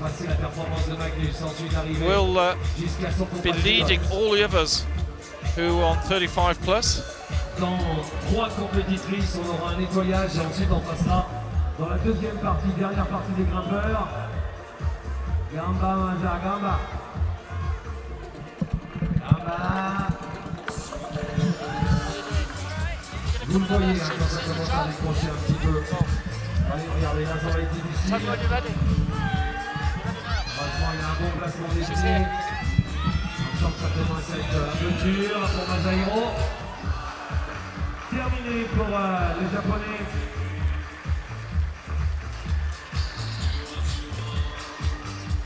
Okay, next competitor for the female representing Austria, Christine Schranks. Mademoiselle Christine Schranks qui va nous rejoindre. Il y a beaucoup d'expérience, Christine, dans la... Well, I'm very pleased to say, somebody who's done a bit of commentary before. Yeah, it's nice to have a professional here, somebody who knows what they're talking about, climbing as well. I must admit, I'm struggling a little bit because I'm not online, and a lot of my information I get for you and bring to you is simply a blank white screen. As Sheila will testify. It's lovely. It's a lovely screen, isn't it? Yeah. Yes, we're in the Alps, so lighten it's us up. obviously been snowing. Well, no, it was raining a lot earlier on, but we've managed to drive the wall out, literally with kitchen roll. Yes. And all hands on deck and all that. So in true Battle of Britain style, here we all are, speaking to you live from Briançon, where it's turned really cold, whereas we were all dying of heat earlier on. Yeah, Sheila, what do you think so far of the climbing that we've seen? Like the women are all having an issue with this 35 area. Yeah. You know, they just can't get that transition across, can they? Up to there. Yep. Well, you know, semi-finals are all about getting separation, so that only the really best 8 climbers get through to the final. So obviously there needs to be cut-off points where it gets a bit difficult. And this is obviously one of the points that's causing problems for the first few climbers. But then as we go logically, because they climb in reverse order of qualification, the stronger climbers will be coming out towards the end, and in theory, at least on paper, as we go through the semi-final, we should see climbers getting higher and higher. Obviously, sometimes they come out at the beginning of a semi, and you'll see it in the final as well, where they didn't expect to be there and they're really relaxed and they just give it a blinder and they end up getting really, really high early on, and then the route setters get very nervous because they think they've got it wrong. And then you get a bit of a lull and then it kind of comes back. But it usually means that we'll see a few people struggling on a certain area, and then we'll get to those and such as those, and suddenly suddenly there'll be a leap forward in the level, and everybody will be wondering what on earth the problem was, because it makes it, the really top climbers make it look so easy, which is no disrespect to those who've already come out. Yeah, obviously. absolutely. So this is Martin Bergant for Slovenia on the right. He's a young climber. I remember seeing him in a European Youth Club bouldering, and he was about half the size in every direction that he is now. He has really muscled up and he's very tall, looking very strong this morning in qualifications. Yeah, it must be funny when you see some of these guys that come out that you remember them as little kids. And yeah, well, listen, just 2 years ago I was talking to Kai Leitner at the World Championships in Central Saanich in Canada, and he came up to roughly my nose, and now I'm looking right up his nose when I speak to him because he's so much taller than me. I know I might be shrinking with age, but no, seriously, he's just huge now. Yeah. Yeah, he was finding it difficult this morning. He was very tired. He was struggling from jet lag, and it was very, very, very warm. And he definitely didn't put in the performance that he would have liked. No. But still, it's great experience for him. I mean, let's face it, he's only a first year buffet. Yeah. So he's got plenty of time. Well, I was travelling down here today, and I couldn't believe, it was like 34, 35 degrees. It really was. No, we've lost 15 degrees in about an hour and a half. Yeah. Maybe more, actually. And we've gained about 1,000 flies, I think, as well. Yeah. They're all coming in from all around the place now. No, it's the barbecue. You've got these big projector lights, and the mosquitoes and what have you are committing suicide around us. It's quite... Yeah. There's a smell to Briançon that you never forget once you've had it in your nostrils. So we're looking here. So the women seem to be having an issue around 35. Yeah. The men is interesting because they're getting a little bit higher. Yep. We're seeing some good separation, which, as you say, the route setters will be very happy to see. But at the moment, it's just this yellow slab, this yellow circular slab that's causing. It seems to be the area that. Because then they need to transfer over to the right, and it's onto these little crimpy things, and there's no. It's the feet are very displaced. It's all going to be about transfer of body, your centre of gravity to be able to just smoothly move over. It's not a jump. If somebody tries to do it as a jump, I think they probably are suicidal. Yeah. But for me, it's a slow, deliberate weight change. Be interesting to see between the smaller climbers who might be able to just get their feet up to the volume just below it, and the taller climbers who probably would be struggling with that because they'll have their kind of knees in their teeth, which makes the transfer that much more complicated. So it will be interesting to see exactly how they tackle that. Yeah.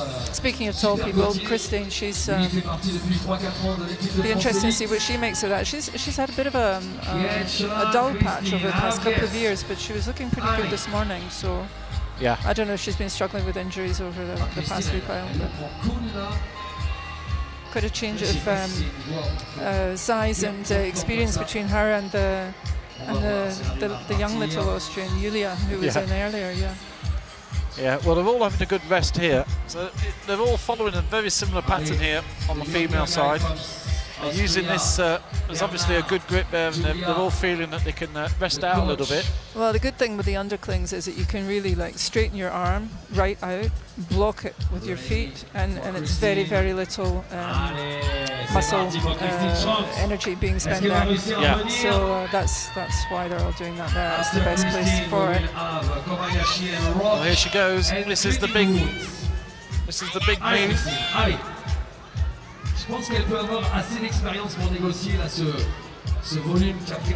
And we've got a camera just to the left as well, which gives us a beautiful view in this area. Oh, this is it. Here we go. Yeah, nearly. Same thing. Yeah. Time again.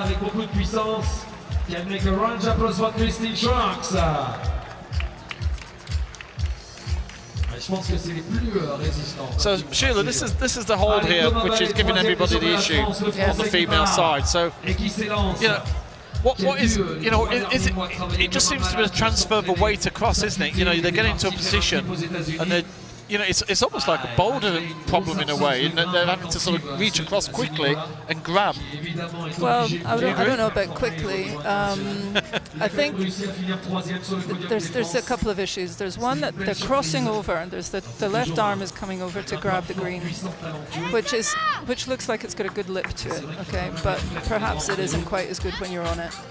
And at the same time, possibly, I think the secret is to get your foot up to the hole that's to the right of the swinging quick draw, so that you can then move across. But frankly, I hadn't read before I came over, I hadn't actually read the female route to see what it was going to be. So if you just give me a couple of minutes, I'll try and do that now. It'll be interesting to see. Talk amongst yourselves. Yeah.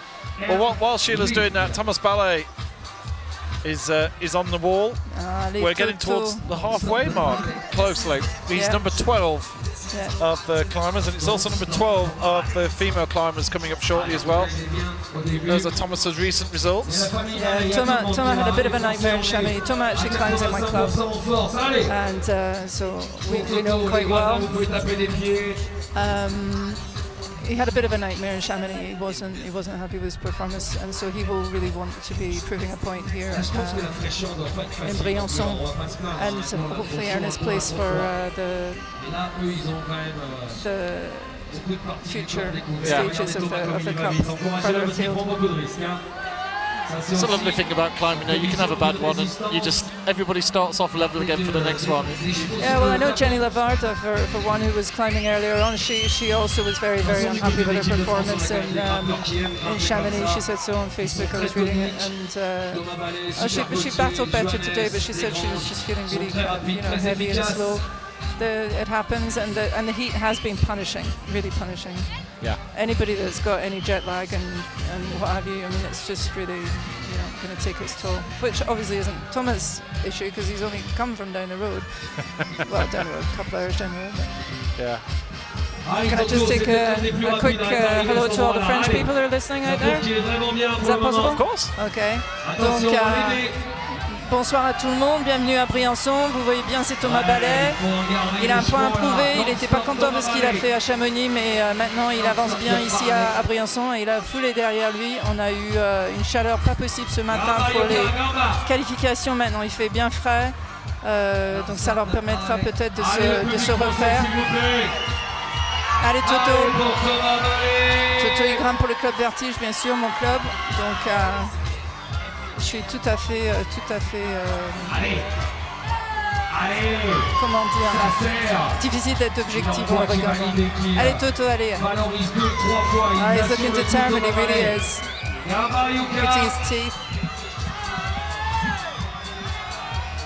Pour l'instant, il est temps. Attention. Nice one. Allez Toto. He's really battling here. Come on. Oh, he's shaking everywhere. Oh, yeah, gosh. Nearly took out the nearly took out the decor there. My God. Yeah. Don't damage him, please. No, he's still very young. Oof. Yeah, I think the belay was a little bit late on that one.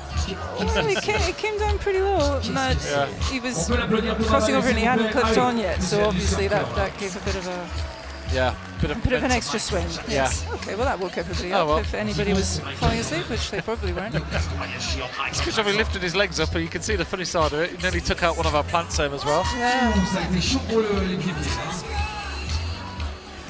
So Thomas Ballet goes away. We're going to be, they will stop very shortly and do a bit of cleaning. Yeah, there'll be a route clean, yeah. And I think one of the route setters is going to come in and have a little chat with us as well. Tell us how he feels everything's gone to plan or not, as the case might be. No, I think it's all going okay so far. Yeah. It'll be interesting to see what Yuka Kobayashi does with the famous passage that we were talking about earlier, because she's a frequent flyer in the finals. On appelle le médecin de la compétition, s'il vous plaît. Il faudra aller en isolement là-bas. Le médecin de la compétition. No, don't know what's going on. They're calling for a doctor for the isolation area. Petit souci avec Mina Markovic, de blessure. I hope everything's okay back there. Well, this is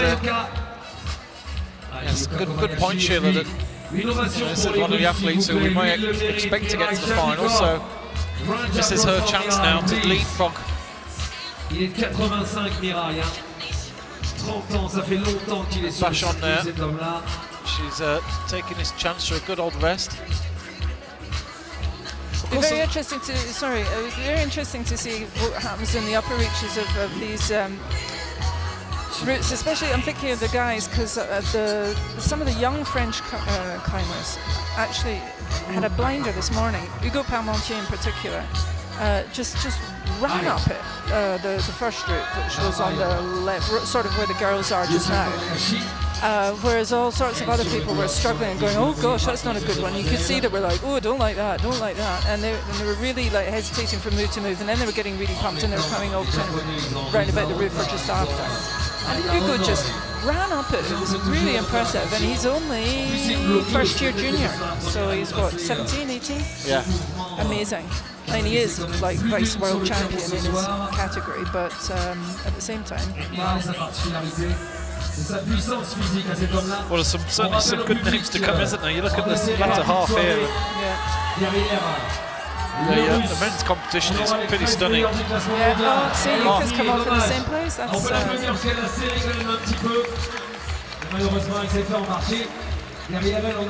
Well, not that we want it to be the case, but if it were the case that everybody came off at the same point, yes, we do have sufficient separation after the qualifiers, really, I think, to be able to put together a final, but that would be a bit disappointing. Yes, if I was online, I'd be able to tell you that. But qualifiers, they both climbed too, didn't they? So yeah, so it's definitely, we're on a countback situation. It's not like you see with bouldering these days with two separate qualifications. Well, there were no, that's right. Yeah.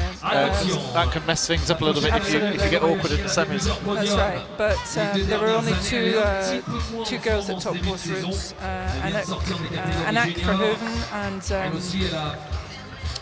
Jankin. And then there was Mina Markovic and then Jenny Coe, and it's all pretty clear after that. Yeah. The boys, there were three tops. It was Adam Ondrich, Jakob Schubert and Romain Desgranges, and then Ramonet was just behind them. So. Yeah. Mikhail Chernikov here of Russia.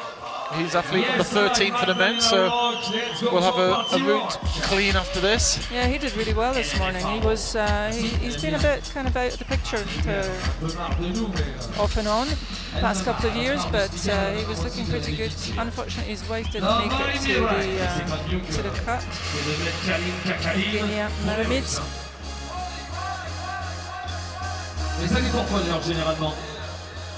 Here's our next Austrian lady out. Il faut qu'il tienne le coup. Chernikov is not hanging around, he's coming out of the roof section already. It's really interesting, Sheila. There's two schools of thought, isn't there, with people taking breaks and having a rest on there, because some people say, well, look, you're never resting. If you're on an overhang or you're hanging off a wall, you know, you're always using a bit of energy. You might feel as if you're resting comparatively, but you're actually just trickle using the energy, so you might as well just carry on and bash on. But yeah, you might as well, except that the acid the lactic acid will catch up with you, and you just get completely out of breath, and your heart rate goes up. And if it was as simple as just kind of giving it a run. The other thing is that some of these moves you can't just rush, like that one he's just done. You really have to take your time, otherwise you'll come off. Yeah. So there are perhaps sections that you can get a bit of a rhythm going and get on with, and not waste too much energy hanging around needlessly. Sometimes you get that. People that you might think if you're coming out for your competition, you're all revved up and you're ready to go, and the beginner's mistake would be to rush it, right? Sometimes nerves are a funny thing, and you find people they're climbing really slowly. I remember one of the climbers from our club, we were watching their replay, and she was going, I can't believe I was climbing so slowly. Why did I do that? And she wasn't even conscious of it at the time. So you know, the mind plays funny tricks. Yeah. And yes, if you go slowly, maybe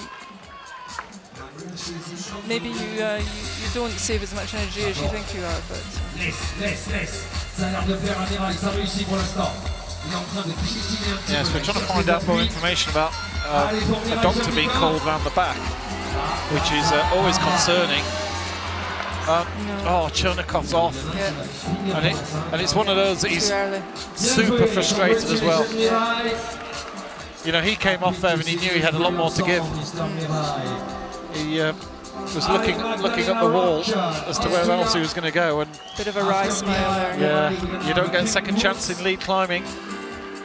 So No, I was talking about that just this morning with someone. You know, that it's the most brutal sport after speed climbing.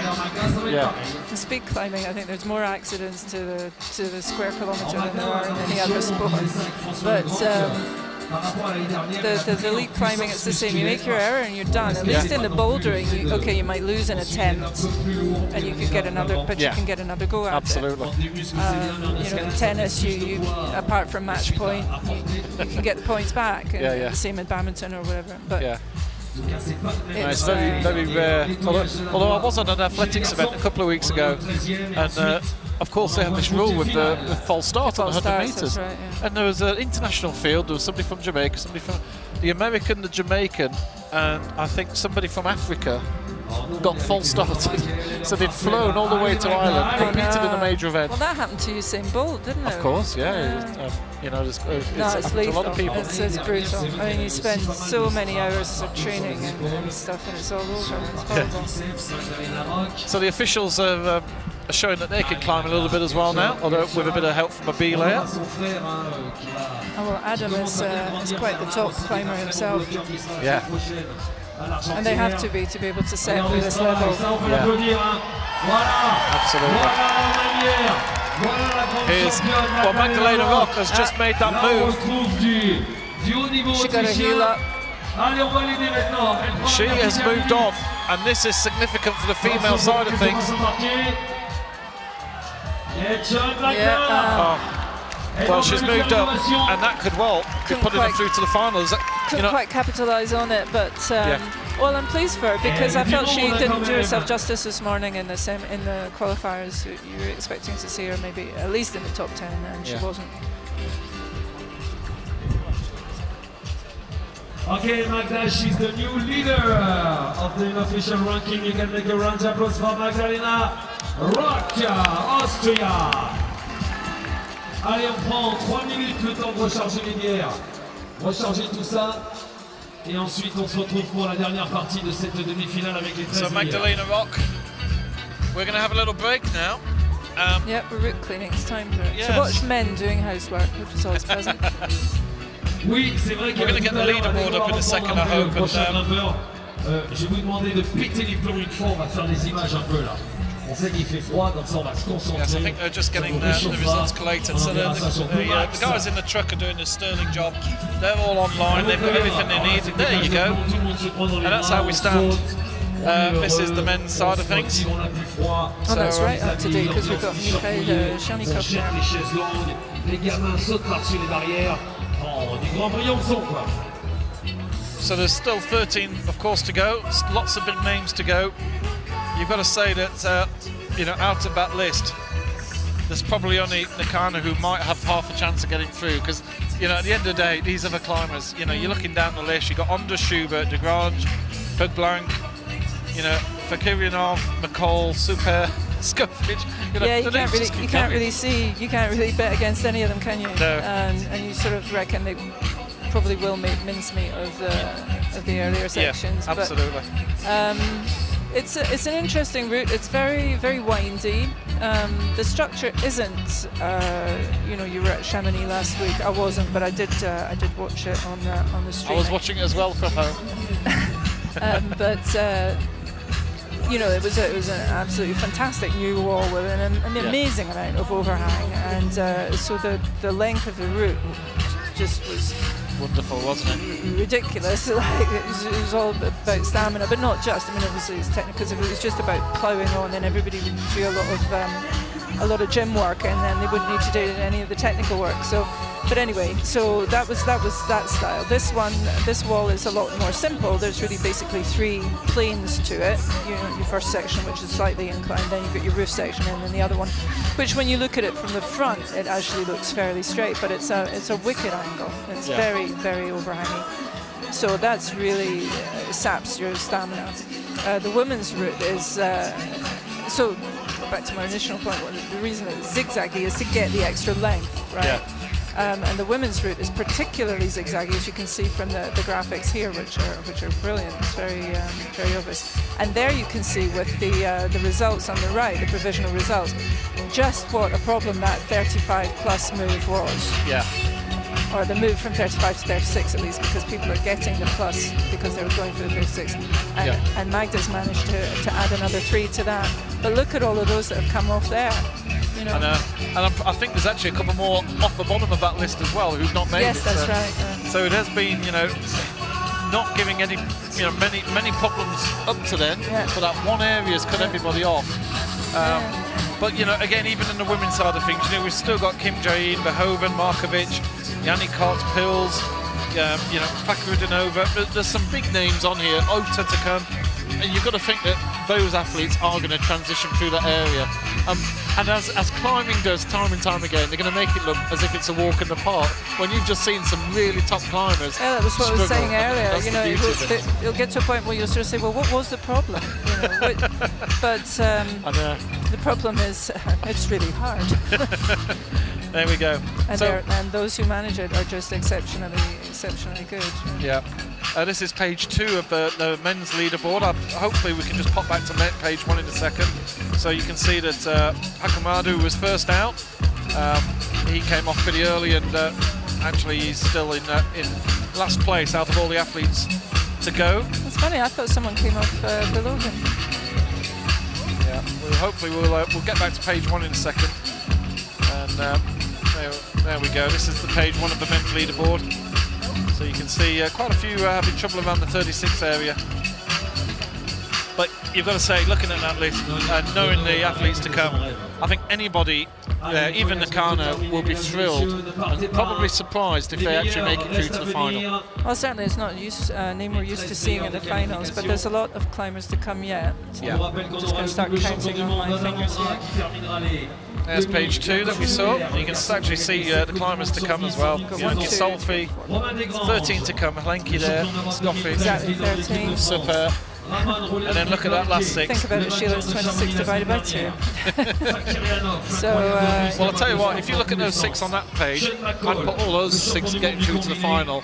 And then I'm thinking, looking on page 2, probably, Helenki is really, he got a bronze in Chamonix, looked very, very good but indeed. he's sick. And then, who else? Seb Helenki's not very well today. Yeah. He's got a throat infection. Okay. And he's been coughing quite badly. He was finding it quite hard to breathe on the wall this morning. So shall we go for Stoffage? What do you think? What would be our 8? We'll talk about that in a bit. But you're putting me right in the spot here, aren't you? Here is our. Yes, there was I, quietly taking photos on top of the car podium, and it was Sheila. Do you want to come over and talk? Yeah, okay, fine. Here's the women's leaderboard, the female side of things. Magdalena Rock. She's in a similar position actually. I think anybody with a 35 plus is probably not going to make it through. Looking at the list of who's yet to come. Well, if they take the 35 pluses, we're going to have like a 20 women final.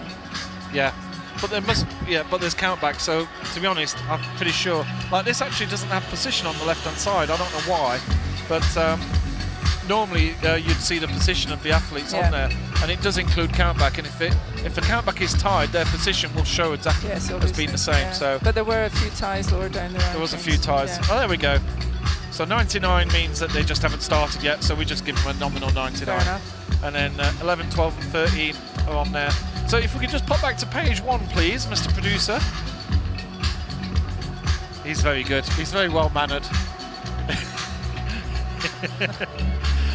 Very biddable, is that what you're saying? Yes. There you go. So I doubt that very much.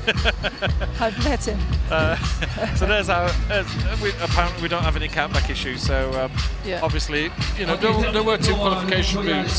So the chance of somebody getting identical positions in both, I suppose, is pretty unlikely. Fair enough. So, but having said that, I don't think anybody with 35 plus probably will make it through to the final anyway, considering the talent we've got to come. Here's we saw page 2 earlier. This is page 3. So yeah.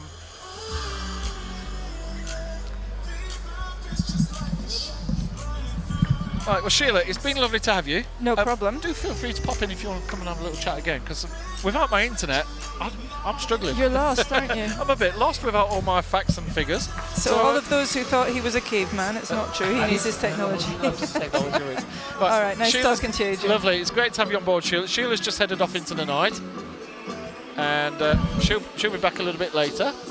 And the reason Sheila's going, do come back please, Sheila, later. The reason Sheila is going is we've got a chap joining us. Adam, I've forgotten your surname, Adam. Pustelnik is the surname. From Poland? Yeah, it is. From Poland. Right, Adam, you're the man to blame for this route. Thank you, yeah. So, no, we were just saying actually you did a great job. And, you know, in terms of the way the route is working, right, we're just looking at the female route. So if we can leave this on the screen, obviously we've got an issue with a lot of athletes all on 35 plus. But we were all saying at the end of the day, and I believe you're going to say the same thing to me now, with some of the top athletes to come, it would be in your belief that many of these are going to break through that area and move into this second half.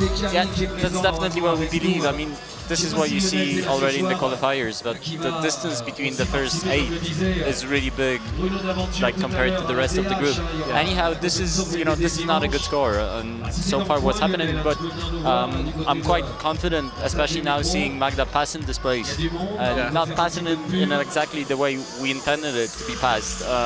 We're quite confident, but we'll see the fight up there on the top. Yeah. And we hope to get it really high up. We hope to get it all the way close to 33, I don't want to have a lot of 33, but well, we've got you for a few minutes here. Like, just tell us, in this area, like, the next 2 climbers are just coming out actually, by the way, but in this area of the 35 to 36, that transition, what is it exactly that is causing the problem for you see the hold 33, the 33 left-hand slope curve, and 34 it's an intermediate, 35 it's the next intermediate, and then you should go right hand again to 36. Magda skipped it in this hold, and most of these girls, they seem to read out the sequence that they don't even want to use it. And this is a good hold. This is a clip-in hold in reality, a hold that allows them as well to rest for a second before getting into the head wall. Yeah. So it seems like that the 33, which is a sloper, it's a little bit too low, it's a little bit too soapy for them, and it demands a little bit more power, like muscular power, than just pulling on a grip, which is holds 36. So they'd rather just try to be confident on 36 and pull through with the left hand instead of going again with the right hand. Yeah. But then there's the question to the athletes, how did they feel at that place? So it's maybe for them more to explain to us, hey, what's the issue, Yeah. Well, but at the end of the day, if you get your climbers getting through, and I think at the end of the competition, if everybody's stuck on 35, then you've got an issue. But and this is the life of a route setter, though, isn't it? You're always a little bit nervous. You're never sure. Not just a little bit. Come on, not just a little bit. We're really. I'm tearing my hair, from my head. Seeing what's happening, thinking like, hey, what the hell did I do wrong here? Yeah. So I'm quite confident it's gonna go through this place. It's just not the best thing, but at this part of the spectacle, we don't see things improving on the women's route, because we see things happening on the men's route.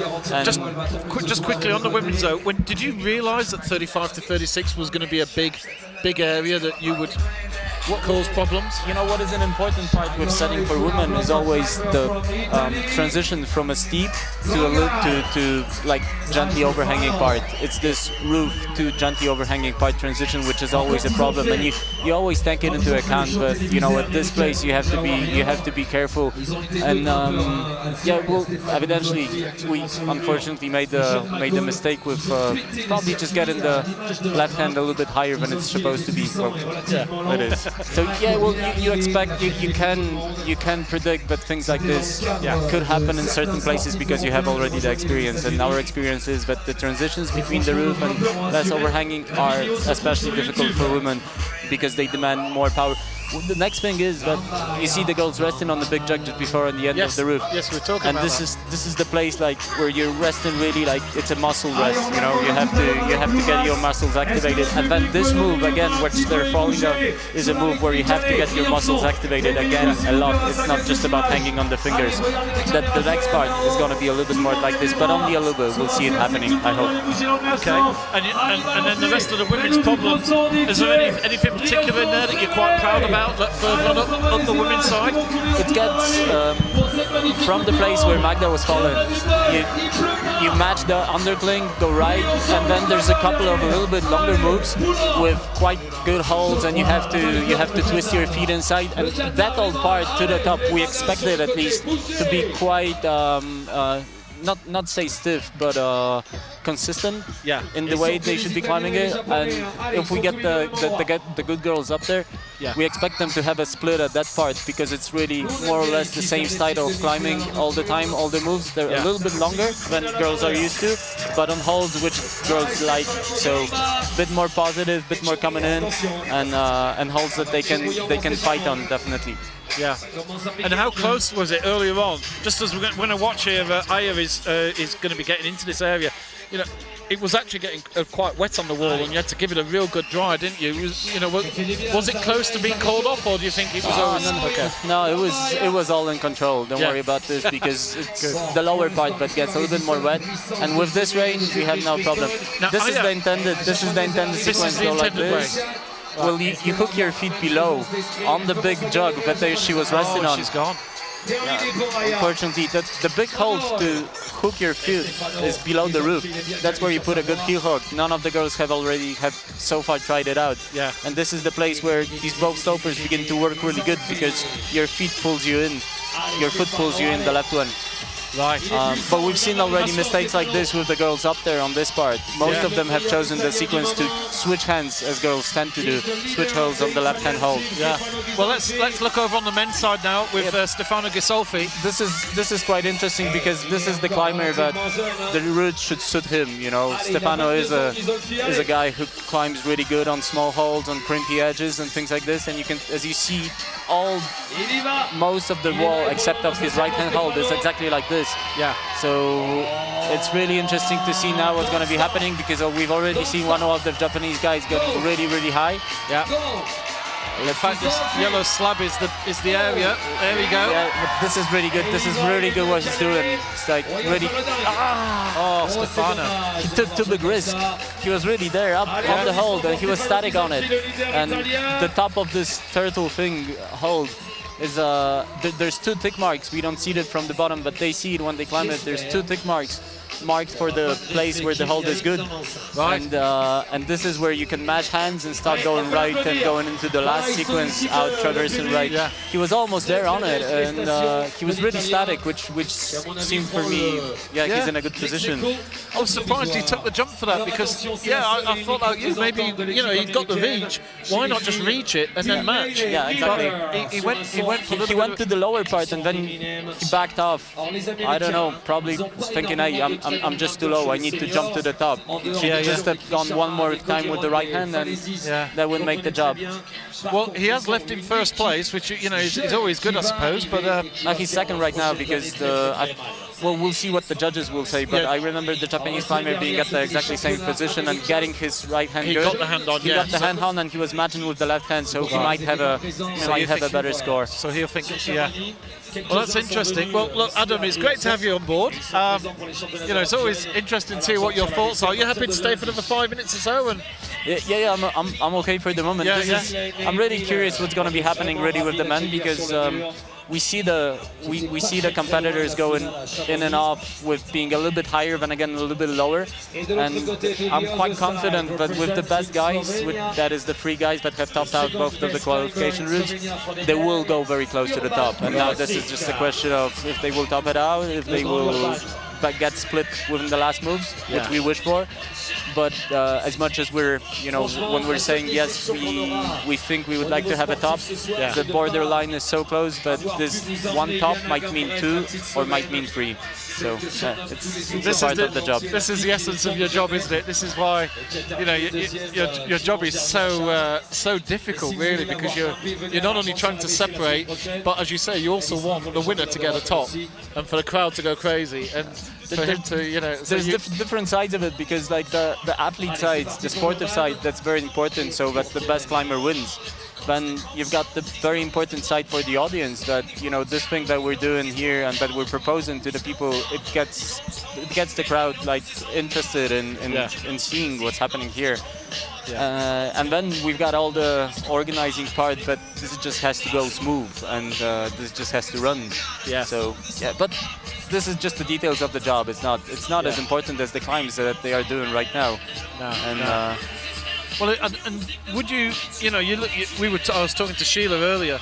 The quality of the field, like particularly in the men's is incredibly strong. Do you actually, when you're having your meetings, you don't have to tell us all your secrets, but you go, look, we got Ondra, we got McCall, we got Schubert, we got Blanc here, and you like go, right, these are the best, and they're really at the top of their game now. So we're going to have to set something where, okay, some of the other climbers are going to maybe not look so good because we're going to be really setting the bar so high. Is that one of the conversations that happens? Yeah, well, the goal of the semi-final in most of the cases is to have a split for the final, to be sure that we don't have in the final 8 guys who have exactly the same score since the qualification throughout the semi-final, and risk a time, measurement thing at the end. So, but with a route as long as this, these routes are about 35 moves, 33, 35 moves. With routes as long as this, we can try to get the split not really low. In the man, you haven't seen anybody in reality falling down below the end of the roof. Maybe one of the guys only. So this is good for us. This is what we've been thinking about when we've been just discussing before the start of the finals. I asked the guys like, hey, where do you think the lowest result is? And they said, yeah, well, probably the edge of the roof. The first moves over the roof. This doesn't leave a big margin, but it leaves around 20 moves of a margin, and that's fair enough to split the stake. Now, the real question is what you've asked. What about these the top 6, the top 8? How are they going to act? And this is something that's quite unpredictable, because at the end what we're playing with is not holds and moves. We're playing with how these people are going to climb on it. It's their, how do they feel? Is it the time of the day? Are they motivated? Did they read it correct? And did they fall into the good pace of the climb? Like you could see last week in Chamonix, you had Sebastian who just was exactly in the pace of the climb. He was just doing exactly, executing it as he should. While some of the other climbers who are really at least as strong. Hey, look at Delaney. Yes. This is good, but she's mixed up the hands completely. But she looks stable at that position. She's grabbing onto a foothold and now managed to get the match on this. And this is the right hand, which is a good hold. Hey, voila. And this is the hold. This is the thing. You go for right hand. You can see her on the shot here. She's really okay with the right hand. Well, we'll see how it goes after, but it's, so far it's really good. We see this part. It's a little bit more of an athletic part again. Matching on an undercling. A quite big and soapy one. This is where Magda was not, but yeah. Oh, she's holding it. She's holding it good. She's improving, Delaney Miller is doing superbly here. Really, really good performance from her right now. See what happens next, because this is not a female. You have to risk the move, have to go fast, but it's a good hold, exactly. What a hold. This is exactly the thing, and now you have to twist your body in to get this. Next move. Come on. Oh, she's so pumped now. She's really okay. Big. Just put the foot higher on the top of the volume, and you'll make it. But she's pumped. She's getting pumped. It's a good fight for her. Well done. Great effort there from Delaney Miller, and the crowd here. Well, America's going through an incredible. United States going through an incredible renaissance in climbing at the moment. On the boulder side, superb, and Primovic is off as well, and he's off a bit earlier.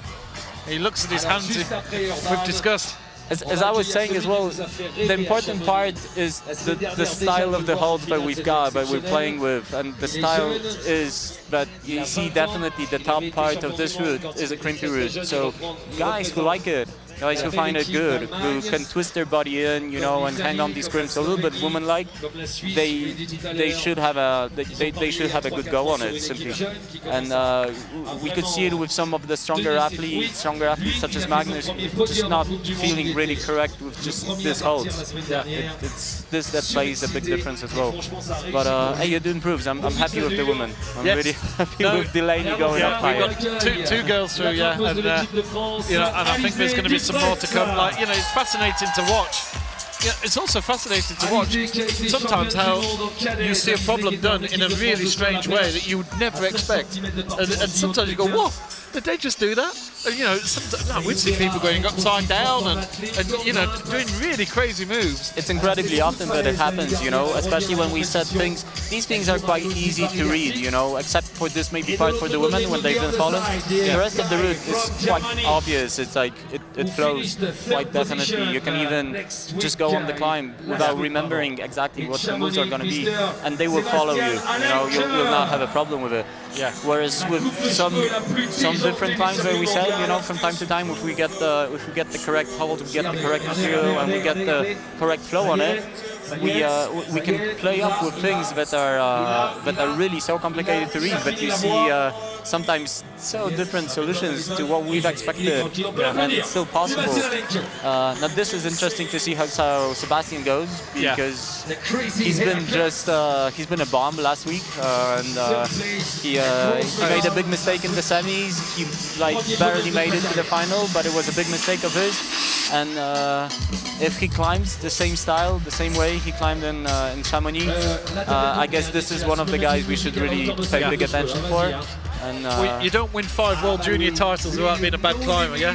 And, you know, Sebastian, in fact, his climbing matches his hairstyle at times, doesn't it? He's very aggressive, very forceful. He's very speed on it, you know. He's very effective, and the way he climbs as well. Last week, when you saw him, it was just without any error, without any mistakes. It was fast, it was effective, it was aggressive, of course, yeah, but you know, no mistake done. The route was not so hard, and he exactly made it as it should be. And there was a belief as well, I believe, in Chamonix that, you know, that he felt that he actually should have won, that he actually should have gone further, and that he made a little error at the end, that he actually could have had the gold medal there. And, you know, it's interesting because, you know, he's been on commentary with me a few times, and it's been really interesting with him that, you know, he said, he actually says quite openly, he goes, look, there is a reason that I climb like this, you know. He's not a thin body type, he's quite a muscular guy. He says, I've got a lot of weight to climb onto the wall. He says, I can't hang on to that wall for too long, so I've got to make sure that I go up as fast as I can, because, you know, at the end of the day, he doesn't take breathers a lot, he doesn't take a rest a lot quickly. And that definitely makes sense. And it's effective, you know, that's one of the things we need to hear from the athletes as well, you know, because that's something that gives us a good feedback on, you know, how to play with route setting, how to get things a little bit different than what we're used to. And definitely an information like this, hey, that for guys who are big, muscular, you know, the routes, they just need to be fast, and it is a part of the game to play with fast routes. This is not a very fast route. This is not a very fast route. This is a route where you go slowly, where you try to catch these holds slowly. You don't jump for them really fast. Huh? And he's having a rest now, just as we talked about that he doesn't take rests. He's decided to have one. Hey, but please, let's still remember, this is one of the top guys. You know, he has endurance. After all, it's not that he doesn't have it at all. He maybe does not have an endurance for a 70 route move, but this is not so much longer than the route in Chamonix were. So. Well, I'll tell you what, I bet he's very good at the duel that happens over at the Rockmaster down at Arco. I can imagine that he'd be very good at that. Oh yeah. But on the left, it's Elise Defray. Yeah, we'll see how she goes through this part, because this might be hard for her. I remember her performance last week, and in the semi-finals she was not feeling as confident as she's looked right now in the qualies. And we'll see what happens in this transition part, because we still have to remember that although Delaney, Magdalena passed it, it's still not easy. Let's see what happens here. She goes probably for the same sequence as most, yeah. But that's good. That's good. Oh, she just... And then it looks good. It looks better both. We were just saying earlier with Sheila how lead climbing is such a cool sport. You can make one small mistake and you're gone. And that's all that happened there. She was well in control there, wasn't she? And just missed the hold. Yeah. Oh. Like pulled up a little bit too little on the foot. But let's look at what's happening here now on the right side, because Sebastian is definitely easy for the moment here. And let's see how fast he goes into this last sequence. Well, he's looking well in control here, isn't he? Yep. That should be his hold. That should be for him okay, you know, okay to be climbing it, okay to get at least like these couple of more moves done. So you say that at the top of that circular slab there's actually a place to hold. There's two places where the turtle is just a little bit better than the rest, and it's more or less the top. It's like our look.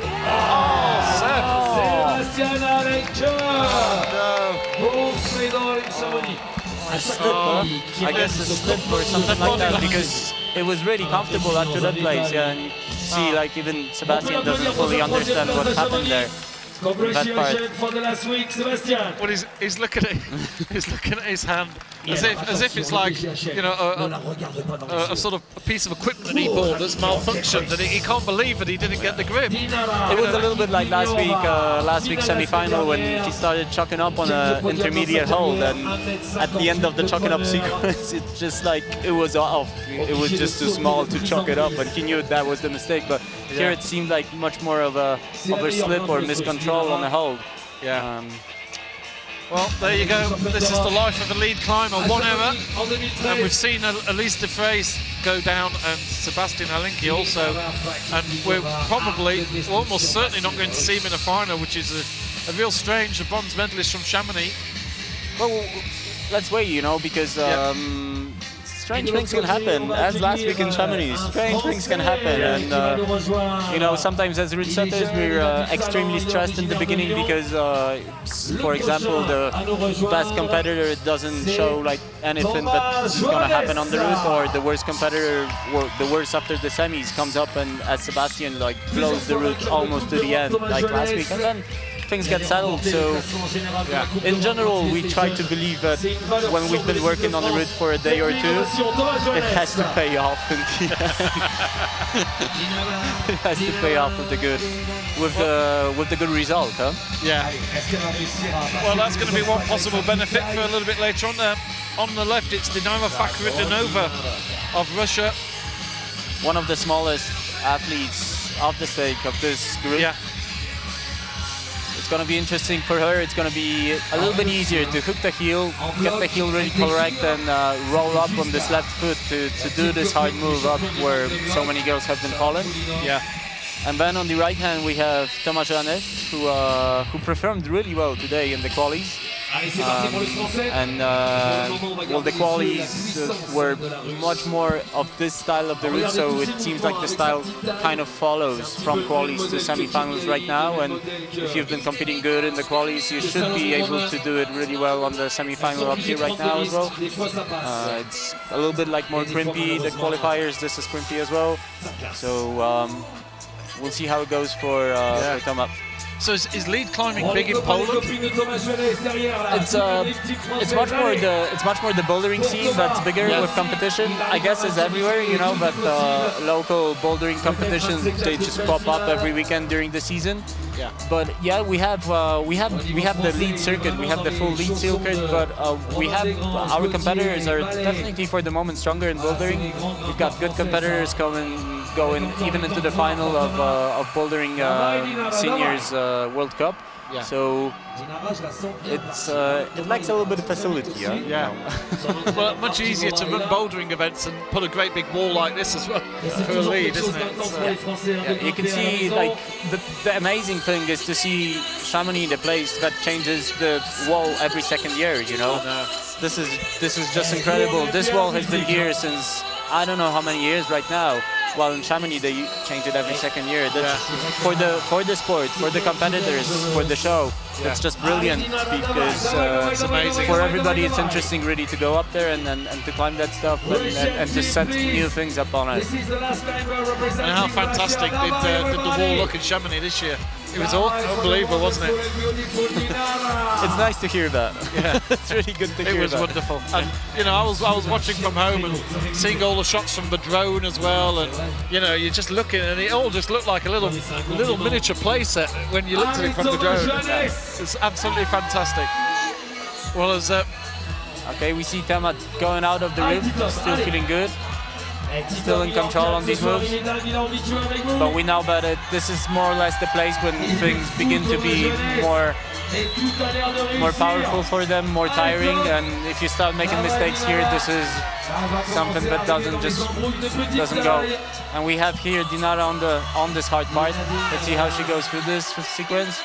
More or less okay. As I said, she's really small, so she should be really good heel kick in that part.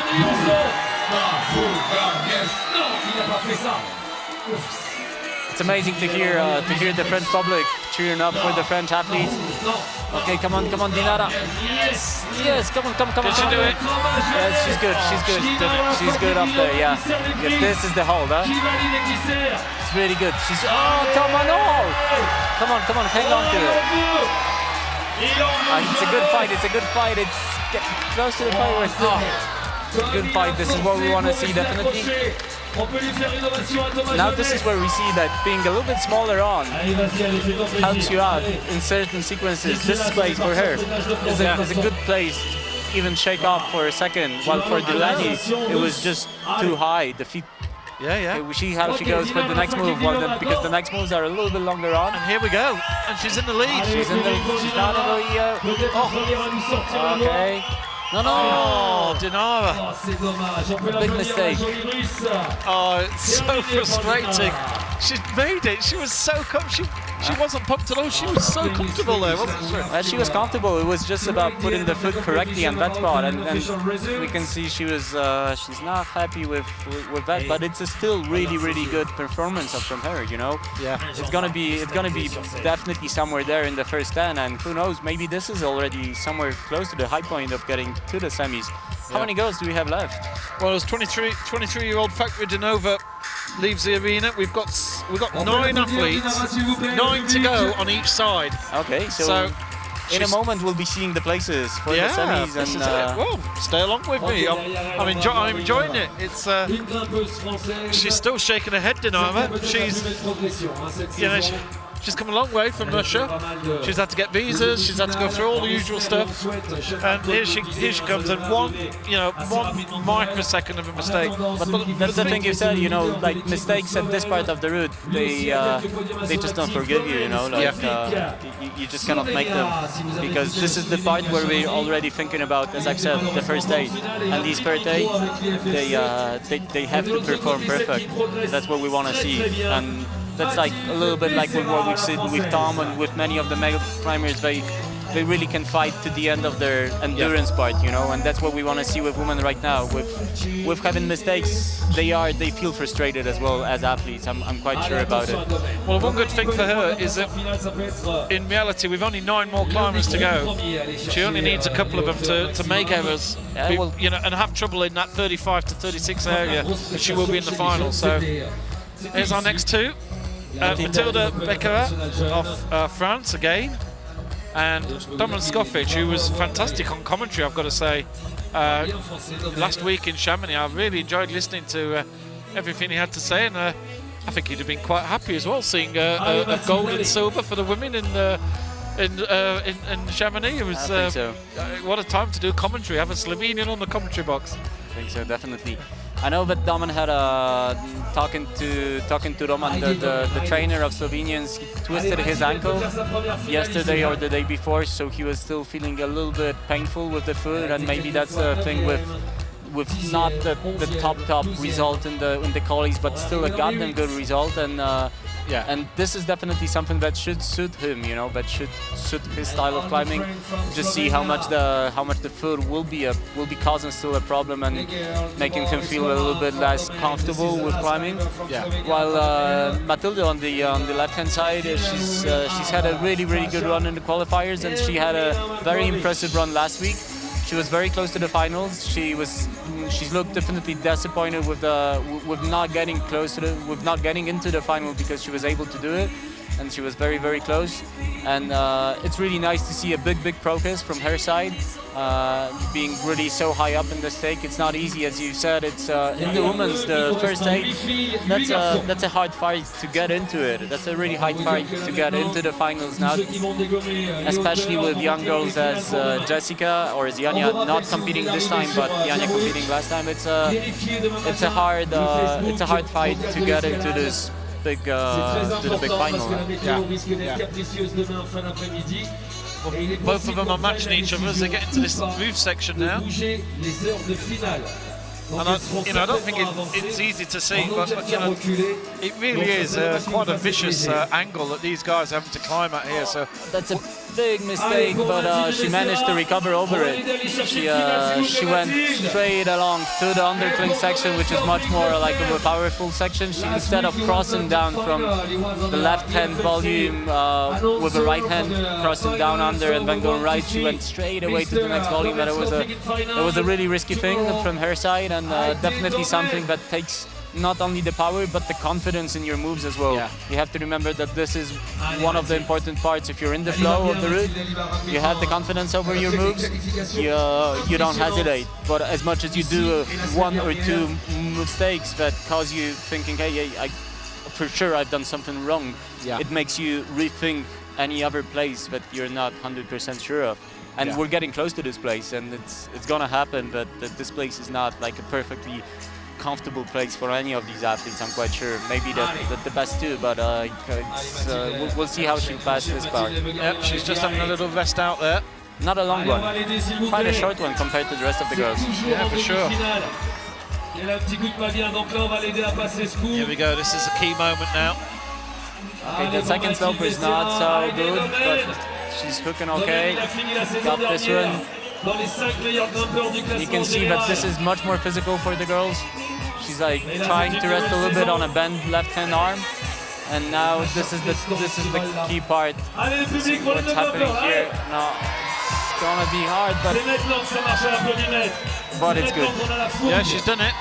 She's done it. Didn't use the heel hook. She didn't use the heel hook. She really forced out this move. And we'll see if she's able to come back. She skipped the clip, and this is the part where you really need to clip, and she's over with endurance up here. She's used a lot of power there now. She used a lot of power, but she's still fighting. She can still clip it from the right hand volume. Well, I think she came to a natural end there, didn't she? It was the end of the endurance. With these a couple of mistakes done, it was the end of the juice. But she's supposed, but she needs to go to the left-hand side. Yeah, she was trying to reach directly up. Yeah. So well, she hasn't clipped there, has she? Yeah, she hasn't clipped there, but I guess you can reach. You can reach from the volume, from the right-hand volume that Raini was like launching for, and one before that where Dinara was falling one move before. You can still reach the quick draw from that place. And the rules allow you this part. The rules allow you to go clip the things. You cannot go backwards, but you cannot slip the clip with lower than your ankles, as much as I believe. I'm not the judge. I'm sorry. If I don't want to get anybody into a mistake here. We skipped an important part here with Domen. Yeah, Domen touches, but he didn't get the hold, didn't get the grip. It seems like the move that Stefano was falling on, and it seems like very much that this part, I was really thinking that this part would be the part where we see the split for the final, and we're getting close to this final 8, and we'll see if it really goes like this. Absolutely. If this move does not turn out to be some crucial move, for example, for getting into the final. Same with girls. We've had Matilda now. We've been just speaking a moment ago about Dinara making a mistake with placing her feet and not being able really to do the cross move. Well, she's already passed Matilda, who was behind her after the quali. So she's got one place higher, and there's 2 more places. There's 2 more competitors, and you'll already know in a second after Risa Ota if there's a replay. Okay, yeah, well this is. But it's higher foot. Switch the feet, get the left foot higher. Yeah, and that's the moment when even launching a little bit more, even getting a little bit more dynamic to this move, you still control because you step with your left foot and you block yourself left foot and right arm. So this was a little bit the mistake, not switching foot and getting left foot higher.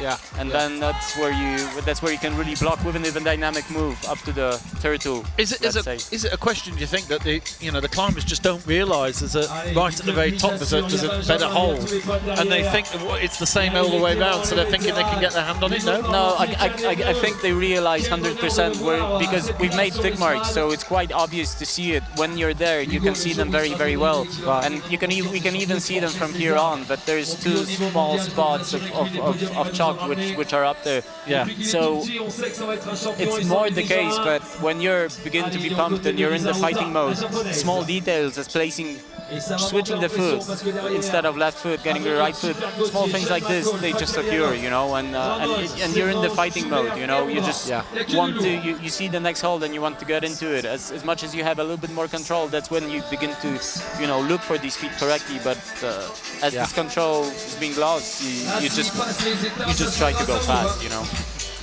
So the next 2, Risa Ota and Hugo Parmentier, and we're now into our final 8. So this means anybody leading has made it through to the final, and there's going to be a few people behind who are probably going to be biting fingernails and sort of worrying away and listening, going, has he gone off early? Because of course they're all wondering now what these guys are going to be doing. Hugo is a really newcomer to this first step. Yes, he's a really young climber from France, and it's 17 years old. Exactly, and he's done a really, really good qualification run to be back high. So it's gonna be as well. We have a semi-final in front of a big crowd in Briançon. It's all a French crowd, cheering up for the French athlete. It's a little bit more stressful if you're not experienced with it, but as well if it's absolutely new to you, you've got nothing to lose, and maybe we can see something really incredible happening here. But I'm gonna leave you the microphone. Okay, no problem. For me, it's the time to get really stressed. Yeah. And to see what's happening. Okay. I'm gonna catch up with my team. No problem. Thank you very much for this. Adam, lovely to have you on board, and we'll see you. And we'll have a chat with you tomorrow. But don't have too late a night tonight, trying to work out what tweaks you're going to make and changes. But hope it all goes well for you. Thank you very much. So there's Adam, heads off into the night. He's done a fantastic job, really, just explaining what he wanted to do.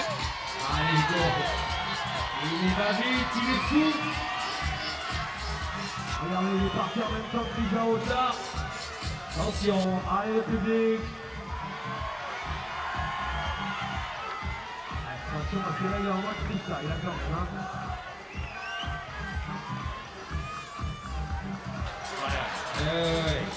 On peut l'applaudir pour sa prestation. Ça va venir très vite.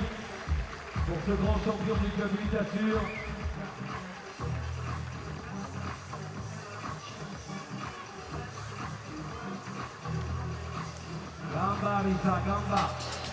Well, Parmentier is down early there, and that's bad news for him. I don't think he's still young, only 17 years old, still competing in the junior series,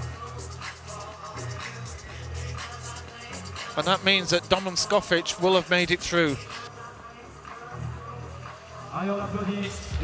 So Skofic, I believe he's through, but I don't think Skofic was leading. I think there was another athlete who was higher. Celui qui va venir, c'est le vice-champion de France. Il était en finale la semaine dernière à Chamonix. So it looks like Gasolfi is first. We'll have a look at the leaderboard after this when we get the chance. Here's Risa Ota. In fact, this is the women's board. I'm really looking forward to seeing this because this is going to make life interesting. There we go. So Delaney Miller, Dinara Fakhridinova, Mikara Rock. So there's separation happening now, and that's what they need to do.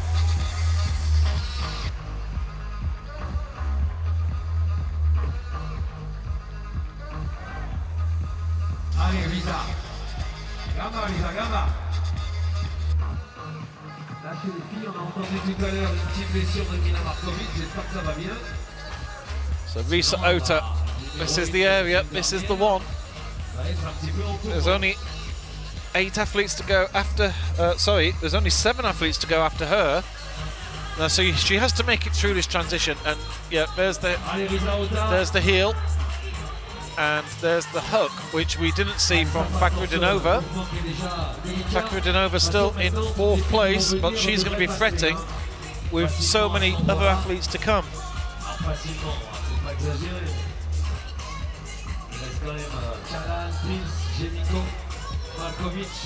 Again, another one of the smaller athletes who seems to be just finding it a little bit easier out there. And there's the hold, and she made that look easy. Now, can she move on? Oh my goodness, just the right hand. Well, that may be enough to have got her through to the final. I think so, but we will see shortly. Meanwhile, on the men's side, we have our, yet another French athlete. It's our final one. In fact, no, there isn't. There's one to come. It's Gauthier Super. 25 years old, Frenchman. Well, we just saw Parmentier come off very early on. As Briançon, his last 4 Briançon events, he's a regular finalist. Just missed out on the final in 2011, and I don't know what happened in 2012. Super, only still 24 years old, and he's not hanging around here. He's going quickly. Made finals in the Asia Tour last year as well.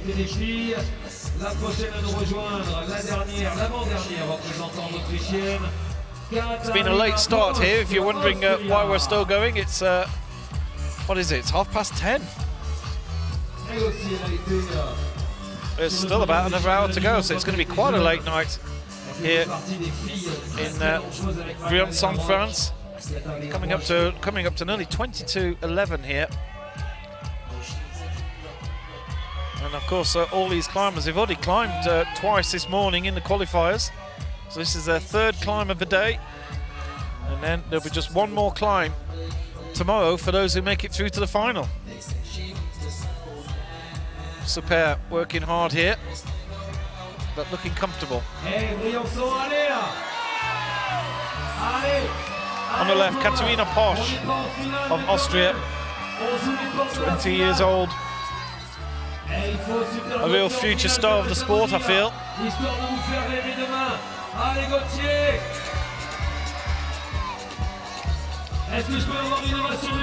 Gauthier Super making a big move here on the right. We're into the area. I'm pretty sure, I'll hopefully get this confirmed, if he gets a hold of the yellow slab, he'll have made it through to the final. I think that's what we're down to at the moment. Although I'm working a little bit blind. Here we go. This is the key moment, so it's just to match that. And there's the foot. And there's the hold. There's the hold. And that's as high as we've seen anybody here today for the men. And can he get the next one? Gauthier Super is through to the final. And he's moving on. Superb. Allez. The crowd around me are going crazy. They're all cheering Allez. He's moving on. Nobody's been this far. He's looking a bit pumped. Has he got that last little bit? He's moving quickly. He realises he's not got a lot of energy left. He's not holding back at all. And he realises that last hold was just going to be too much. Well, he's a happy man. Interesting tactics. He realised that his energy was just leaving, and he just raced up those final few holds. He managed to do well, but that last hold to the top was just going to be too much. He needed to match, and he was in no position to match the hold at all, and it was never going to be a plus there at all. But Super was super, and he's through to the final. Katerina Posch here on the left. Hopefully we'll get a quick look at the leaderboard shortly for the men when we get the opportunity. We don't usually get much chance of a rest when it's semi-finals of lead. It's a bit like this when we get bouldering, really, isn't it? Semi-finals of bouldering, it's chaotic out there. And it's the same here with lead.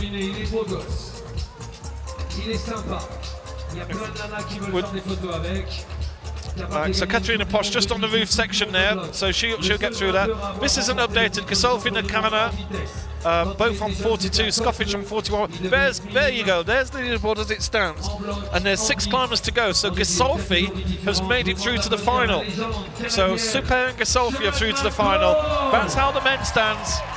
And now, out comes Sean McCall, but meanwhile we're going to look. This is the women's side of things. So Otter, this is Posch here. 6 climbers to go, so Otto is through to the final. And the second climber, I think, was Delaney Miller. Hopefully my producer can let me know. But yes, Delaney Miller is second now. At the moment, Delaney Miller is on the bubble. She will fail to qualify if all these other climbers do beat her coming up.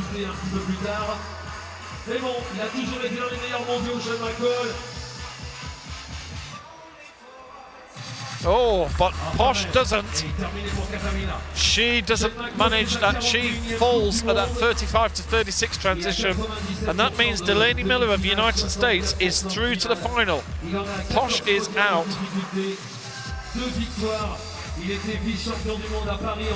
And in fact, well, the way that's moving, we could have a couple of others. Here's Sean McCall.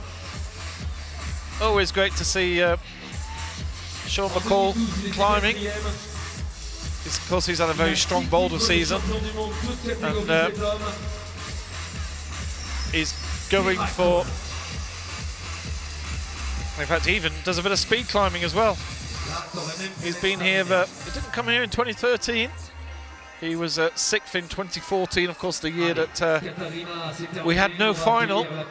But in fact, I don't believe we had a semi. My producer was here last year. We did have a semi-final, but we just didn't have a final.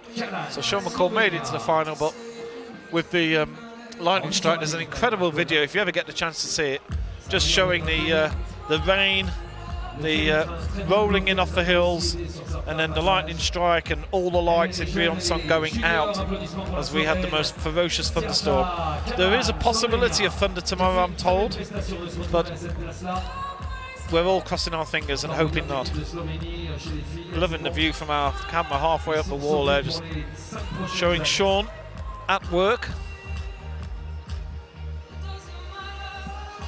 And just, yeah, look how steep that is. This is the roof section, and he is working really against gravity, isn't he? Look at that, he's beyond the horizontal there when he leans back. Well, of course, this is the area where all these top climbers they're getting through here, and it's a little bit later on. This is the strength sapper, and Sean's got plenty of strength, that's for sure.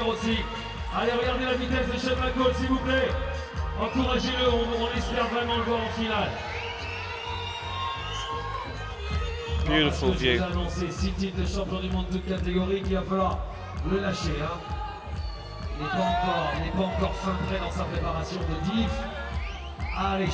Sean's not really hanging around much here. I don't think he's had much of a breather at all yet. And we could look around him.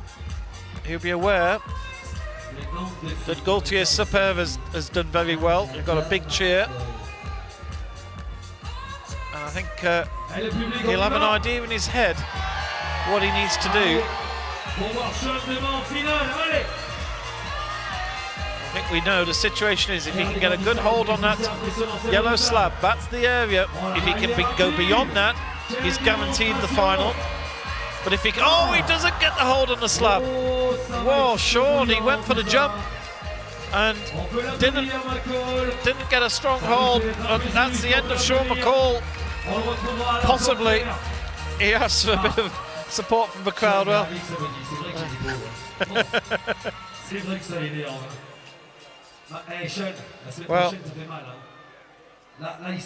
Well, maybe Sean, you'll be back. He's going to have another look. Yeah, those things happen. You see, some of the athletes, when they come down from that area, they're cursing and they're kicking away and they're having a little baby tantrum. And Sean comes off and goes, "Oh, there you go. Something went wrong." He's asking somebody in the crowd, "Am I 8th? Have I made it?" Possibly not, but we'll see, Sean. There's still climbers to go. You are in the top 8 at the moment. We will see. Sean McCall departs. Tessa Kalan. Well, this is another Slovenian young climber, considering our 16-year-old silver medalist didn't make it through. Didn't actually come here. I don't believe she was in qualification. Our director will be able to tell me if she was in qualification, but as I'm not online, I'm not able to actually check this information out. But this Kalan is 19 years old from Slovenia. They've got a whole range of Slovenian climbers. I remember being in Kranj last year and talking to some of the Slovenian team, and they were saying back then they've definitely got some real good climbers coming through on the female side, and watch out, and there's a few good males around as well. So, and we're seeing the proof of it here. Mina Markovic, of course, is the captain of the team. The 28 years old from Slovenia. But there's a whole new generation of climbers coming through. But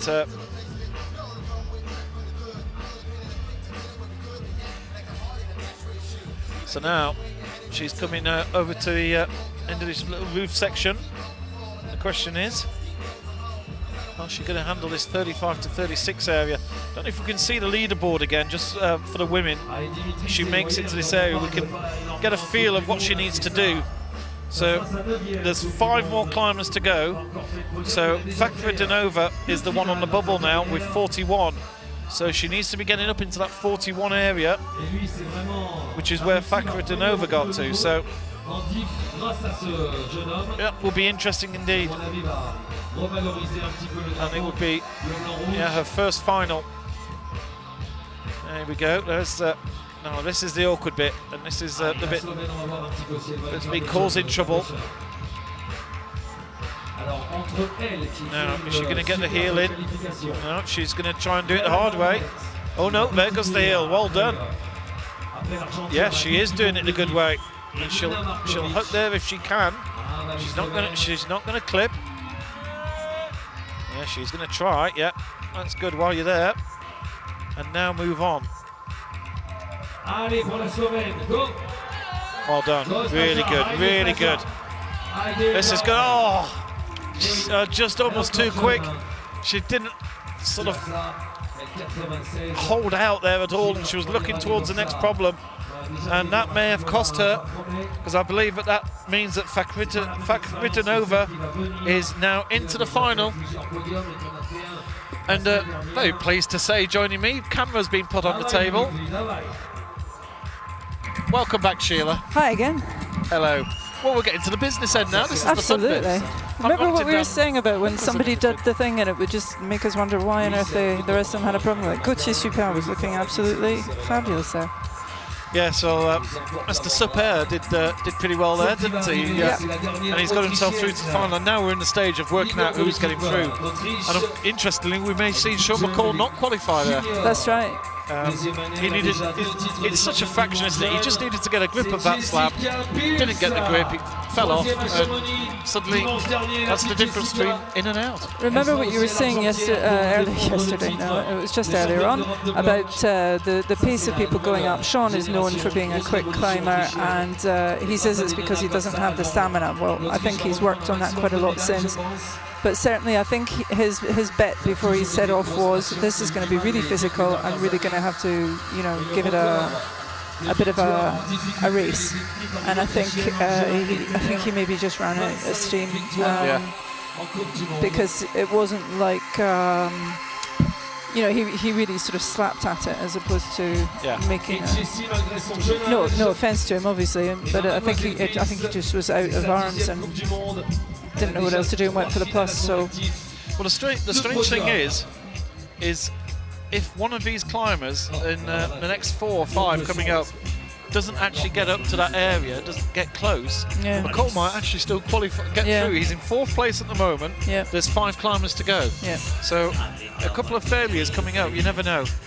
Anyway, Dmitry Fakaryanov of Russia, and on the left. Well, you never want to bet against a Russian when there's a lot of crimps, because they love their crimps. Jessica Pills on the left. Yeah, she's a fabulous young climber. I mean, there's such strength and depth in that Austrian team, it's scary. And she's got a pile of experience despite her young years. She was world champion and in the youth series, and just very, very talented, very well trained. She's got it all really. She's a great blocker as well.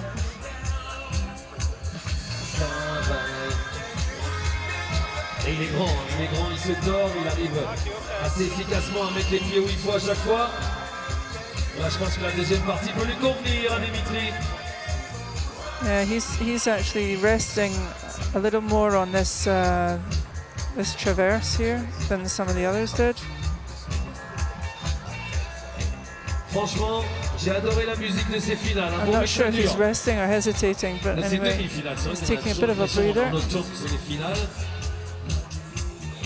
Et les meilleurs restent à venir, DJ Las. Allez, Jesse. Carrying off there. Get shot, Jesse, get shot. Remember the Austrian team. I don't know if you can hear in the background, and I'm sure you certainly could when Gauthier Super was climbing, because obviously the French crowd are a bit partisan with the French climbers. But there's a great atmosphere here tonight. The decision was a deliberate one after last year's terrible weather, where they brought forward the semi to do it in the evening because they knew they weren't going to get the weather window the next morning. There was such a great finals kind of atmosphere to the semis that they decided to do it again this year. And we thought we were just going to get, punished for that, because it looked like we weren't going to get the semis tonight with the way that it was raining earlier. But it's all come good, and it's great. It means that the younger climbers. Everyone we were talking about earlier on, the less experienced one perhaps, they get a final feeling to their climb, and that's nice. It also means that the finalists get a great rest before the final tomorrow night. So. Well, and I think I always remember with Kanya as well last year that I actually have passed back to see on stage. So I really wish we could do this more often, because you get 2 big nights out of it. Exactly. You get semi-finals night, which is tremendous on its own right, and you also get, as you say, a chance to look. He's coming up to the crunch move. He's looking good. He's looking good. There, he's managed to get his foot up. There we go. He's made it, and that means he's through to the final. But in what position? Yeah, well, he's done it though. He's got through to the final. So he's currently second.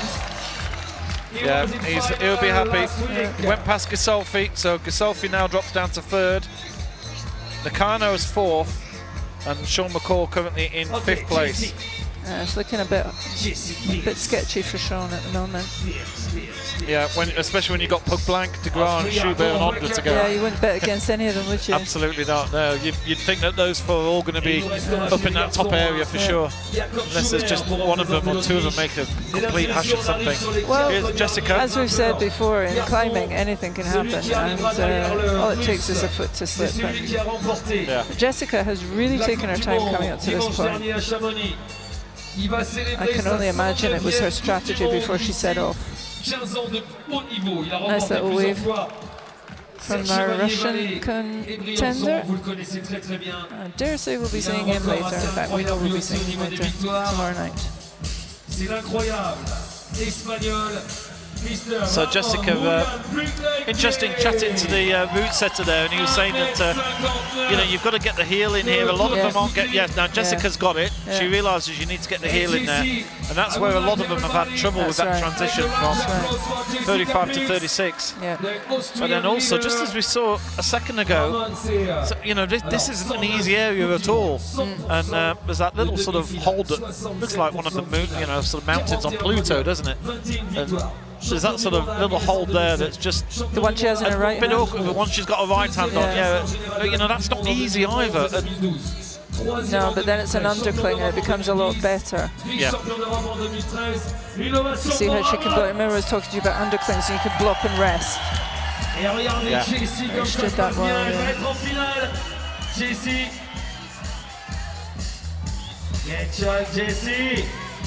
Nice.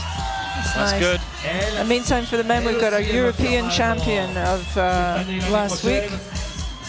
Starting off, Ramon Julian Puigbanque. Yeah. For Spain. Well, I think that's Pils is through. Yeah. Pils qualifies. We'll get confirmation of that later. And, I don't know if you picked up on the fact that this is Ramon's 109th World Cup. 109th World Cup. Yeah, he's the oldest competitor here today. 109. Unbelievable. Yeah. 34 years old. And he pulled off the European champion in his 108th World Cup last week. What an incredible guy. Seriously. 14 gold, 8 silver, 4 bronze to his name. And his ranking goes back much further than 2010. So yeah, just a bit. Yeah. I actually think that our graphic is missing that line underneath, because he goes back to day one. I think I said earlier that when he was competing, when he first competed in 1998, and Helenki was 3 years old at the time. Yeah, that's right. Who was the bronze medalist in the European Championships. Attention à la leader de l'équipe de France. Applaudissements pour Hélène Janico. An absolute legend of the sport, this man. So we're going to get a lot of noise behind us now, because the #1 French climber, Hélène Janico, has come out. She was looking a lot better in qualifiers today than I've seen her for a little while. She's been having a bit of a wobble in terms of self-confidence, so I'm hoping that she'll get past that quickly. Pug Blanc. He's been and done it all. What he doesn't know about climbing is not worth knowing, is it? He hasn't, and yet he hasn't. There's been times, and I remember Paris-Bercy, the World Championships, and he spent ages in the roof. He hesitated. He wouldn't commit to the move. Oh my God, no! Oh la la la la la! And there it goes. Exactly what we're seeing. Everything can happen. Yeah. European champion 1 week. Can't believe it. Last in your semi-final the next week. Neither can he. Well, I want to see a replay of that. So unlucky. I need to see a replay, because that is incredible. And I think you put the curse on him, Sarah. Sheila. Yes, he obviously heard me from here. Yeah. Talking in my microphone over the sort of 1,000+ people behind us. Yeah, I'm sure he was only listening to my voice. Yeah, that was really, really unfortunate. Well, that just goes to show, if he can make a mistake like that, anybody can mistake. You know what? Sean McCall might still be in. Yeah. He's on the bubble. He only needs one more mistake. And, oh God, he even trips and turns his ankle walking off. Oh my goodness. Ramon. Well, today was not your day. He had a fantastic day. yesterday. Et on va faire rentrer celui qui était champion d'Europe en 2013. Hey, he's looking really good this morning. Yeah. En finale la semaine dernière chez lui. So it's just spectateurs. a blip. Applaudissements pour Romain Desgranges. Well, I'll tell you what. Hola. No, Yeah. we're just not going to be able to hear ourselves No. think now because we've got two French climbers in the wall. We'll just sit back and watch. But I'll tell you what, the people sitting around the back, the blokes back there are going to be going, hold on a minute, what just happened there? Yeah. Romain went on. Yes, you're Suddenly, right. Yeah. Well, they're not away back in the isolation. There's a staging Just round area the just back, behind the stage, and so there's you get a lot of the noise and the shadows. And you can hear the MC as well. Yeah, except Ramon doesn't speak either English or French. So, I get it. Yeah, Romain will have heard what happened. So Helene. But Romain will have a fairly good idea how high the others got just from the time that they spent out, Yeah. and from the yells of the crowd. You'll know that Gautier's ahead. So Well, it'd be interesting to see if we can get a replay of that before we're too long, before the moment passes.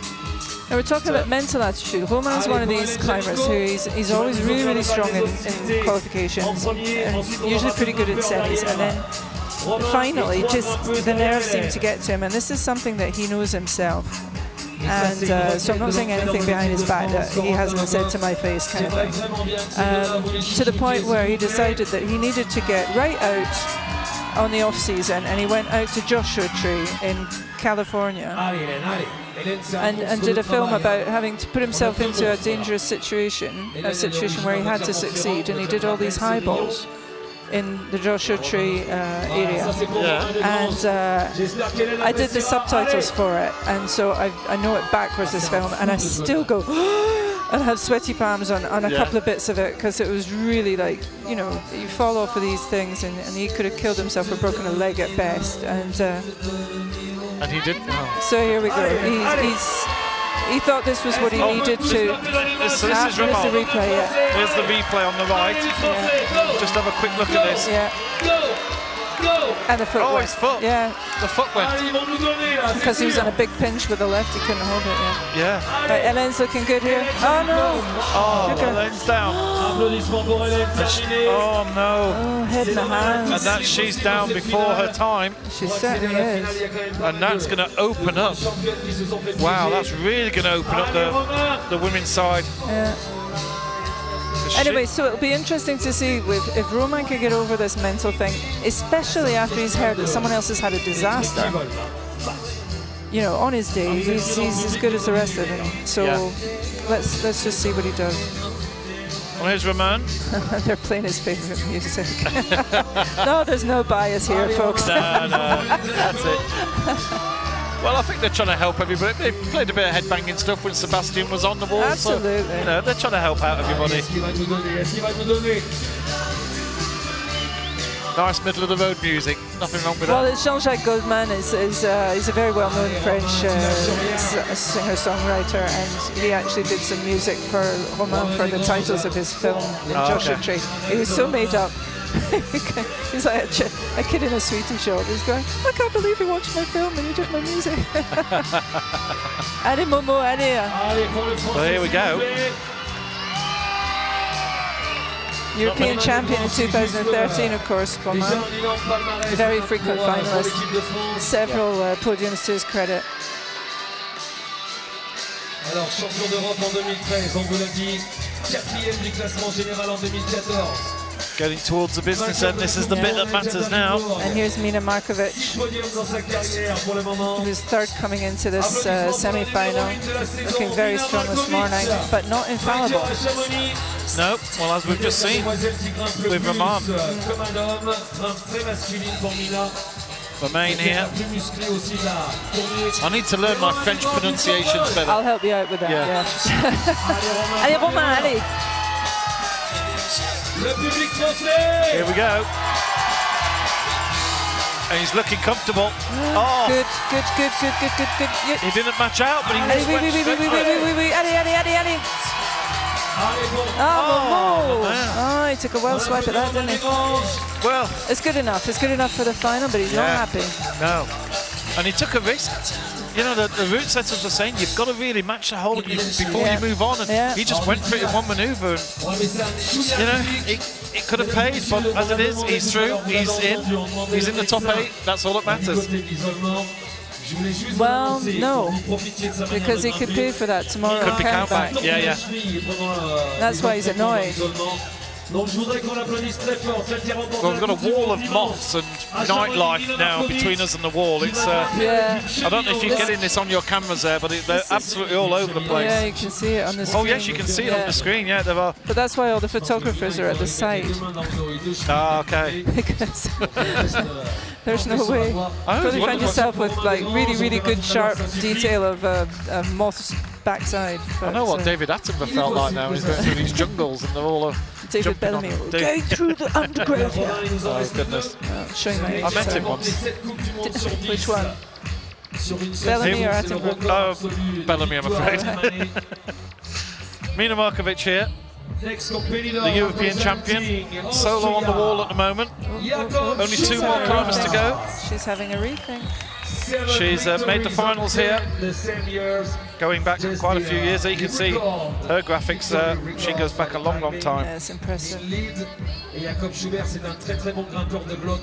Many times second to Zhang Kim, and she'll be looking to get over that now.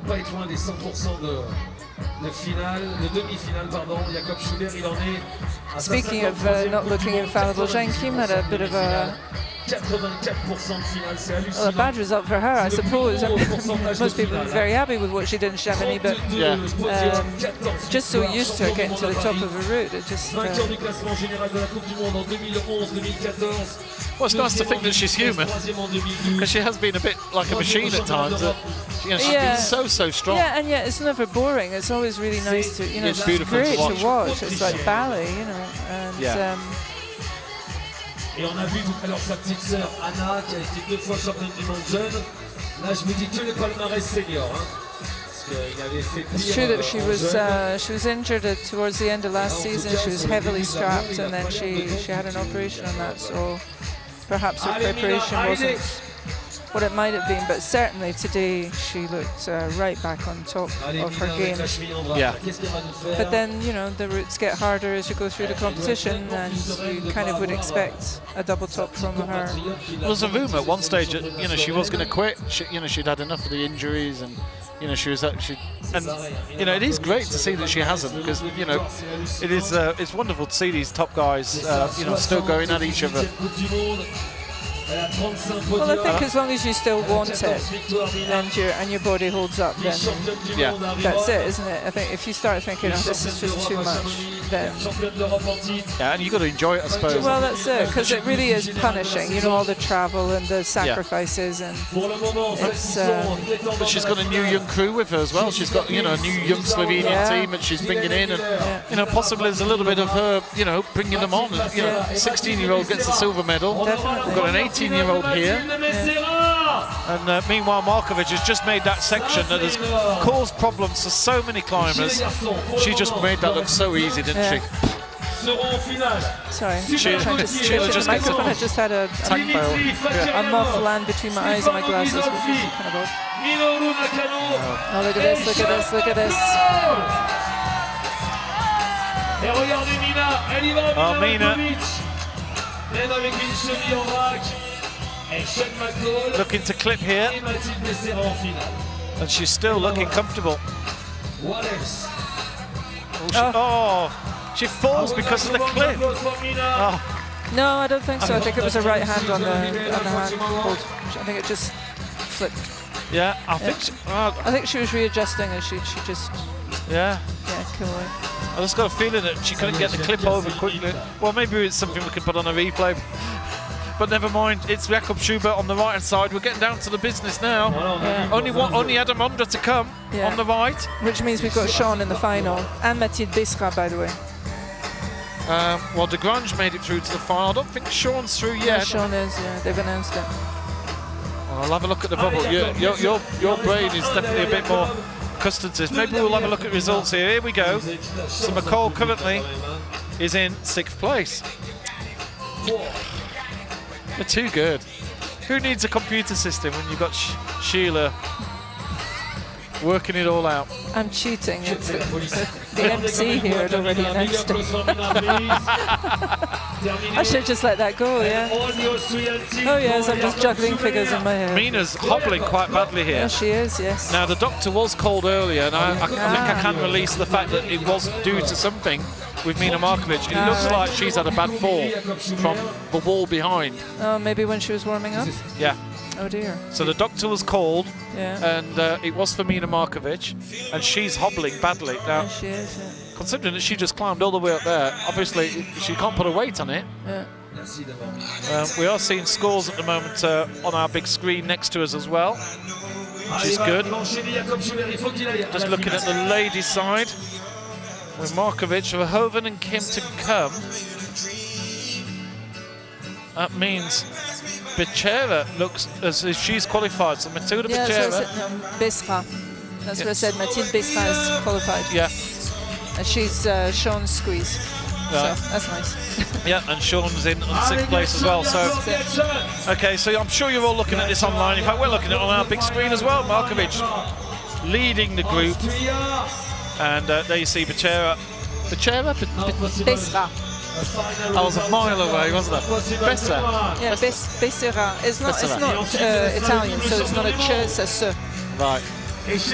But Hélène Janicot, who would be the French female climber you would expect if there was only one in the final, you'd expect it to be Hélène. She's out. Yeah. Here's Schubert. Jakob, who, as we know, has amazing strength. Yeah. And endurance and technique. Fabulous all-round climber, bouldering and lead. His bouldering wasn't as good as normal this season. He had an off-season for bouldering. No, that's right.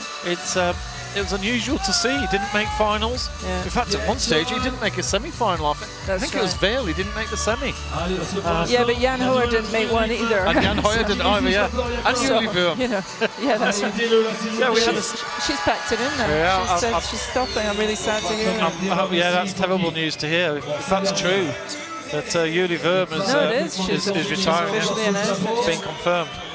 Well, here's Schubert. He's gone straight good as well. Yeah. That's nice. That's nice. That's it. Really good. That's it. Oh la la la. Can he hold it? Can he hold it? He's struggling. Oh, talk about core strength. Oh my goodness. Well, so I think he decided that was enough. I think he decided he could do no more from where he was, which is perhaps not quite the same thing. It's a subtle difference, but one worth making. So that means with Adam Ondra only to go, Gauthier Super is in the lead. Yes, Mr. Super leads the group. There you see. In fact, we've got a France 1-2. For Karyanov third, in fact, we just need to see Schubert appearing. Well, Schubert will go in between Gauthier and Romain. Yes, he will. Yeah, he'll go in. That's the second place. Yeah, because he held the one where Romain kind of went for it, yeah. And then there's the female section. Yeah. So you've got Delaney Miller, brilliant. Fantastic. Look at that. Can you know, seven names, 7 countries. Can you believe? That's right. You're gonna tell me I'm wrong now, aren't you? I don't think so. And we've got 2 Slovenians for the moment. Oh yeah, I'm looking at 7. But Jane Kim isn't out I'm yet. stopping at this bestseller. But Jane Kim isn't out yet, and neither is this young lady, Anak Verhoeven.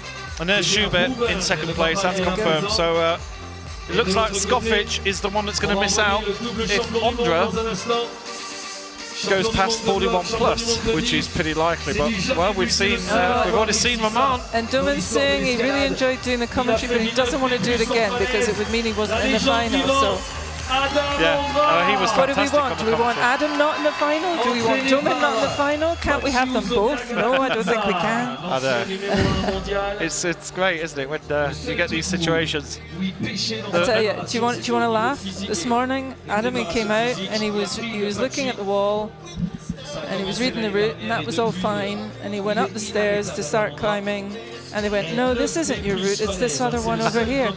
He'd been reading the second route, which obviously he did later on. And it was like, oh, okay. And so he started off on Route 1, having not looked at it at all, on-sighted the thing, and of course topped it. And the rest of them were like, oh, for goodness God, sake. now you're just showing off, aren't you? That's just ridiculous. That was so funny. But I saw that happen once before. It was Cédric Lachat in a final. Was it here? Was it here or was it in Chamonix? I can't remember, but he actually read the ladies' final. Or semi, I can't remember. But anyway, it was definitely the ladies' route he read. And he went and on-sighted a 7C plus or something and made a decent stab at it too. Goodness sake. Oh, what a character he is. Cédric Lachat, he's a nutter, that guy. He's lovely. These are our final two climbers. Yeah, oh, sorry, Anak, no, they're not. Of course, there's Kim Jane to yeah, come. it's Kim Jane, but Anak is first-year junior, I think. In any case, she's very, very young. But again, piles of experience in the youth circuit. Yeah, she's 19 years old. Yeah. And so talented. Yeah, real name for the future. There's so many young females that are really breaking through. It's like a whole generation, isn't it? The sort of 16 to 20-year-olds, and they're like machines. Because the sport's growing so much, you know, so the facilities are getting better, the coaches are getting, there's more of them. It's all more organised, and really the youth that are coming through. To give you an idea, the final of the French Youth B, I know because my daughter was in the competition, so I was paying particular attention. The final of the Youth B girls in the French Championships was an 8A. Was that? An 8A. This is 14 and 15 year olds. This is 14 and 15 year olds. Yeah, so. Okay. Standards are rising massively. Absolutely, and it's all over the globe. I say that because I was there, but I mean, I imagine in Austria it's the same thing. I mean, the level in Austria. Can you imagine what competition there is just to get on the national score? That must be mental. Yeah, just to represent your country. Never mind. Do well here. Yeah, I mean it is their national sport, and so that means it's all the more difficult to get in. You know? Yeah. Andra pushing on. Domen Skofic biting his fingernails here. Il y a aussi une manière atypique de grimper à Damandrin, déjà par son corps, par sa souplesse. Regardez le prix là comme il le monte facilement. Nice. Of course, Adam's a fabulous outdoor climber, double world champion, bouldering difficulty, and out in Rock he just does, I think he did a 9B plus in some cave somewhere. Oh, they were saying it on the mic yesterday, I can't remember. And it's like, where is he going to stop? Yeah. What has he got left to do? You know? And Anak has her whole career ahead of her to do all sorts of stuff. He's got so much ahead of him, and you know, he took a year out from competition. Yeah. But he just popped in and did a couple of World Championships and won them. Yeah. And here he is, and it's great to see that he's actually competing, you know, on all the events this year. That's right. And it's wonderful to see him doing and he's these such events. a crowd pleaser. People love him, you know. He's got a genuine fan base, you know, real following. Well, I'm going to show you a picture from my Twitter. Oh, he's down. Yes, but he is going to be in the final. He's in third. No, he'll go ahead of Romain Desgrands. No, he won't, because they both had a double top, so he's joint third by my reckoning with Romain. I'm just showing Sheila a picture of what my 8-year-old boy who saw Adam Ondra in America and did a little school project for him. Brilliant. It was absolutely amazing. He was completely besotted by these floppy-haired lad who was really, really good at climbing. Yeah.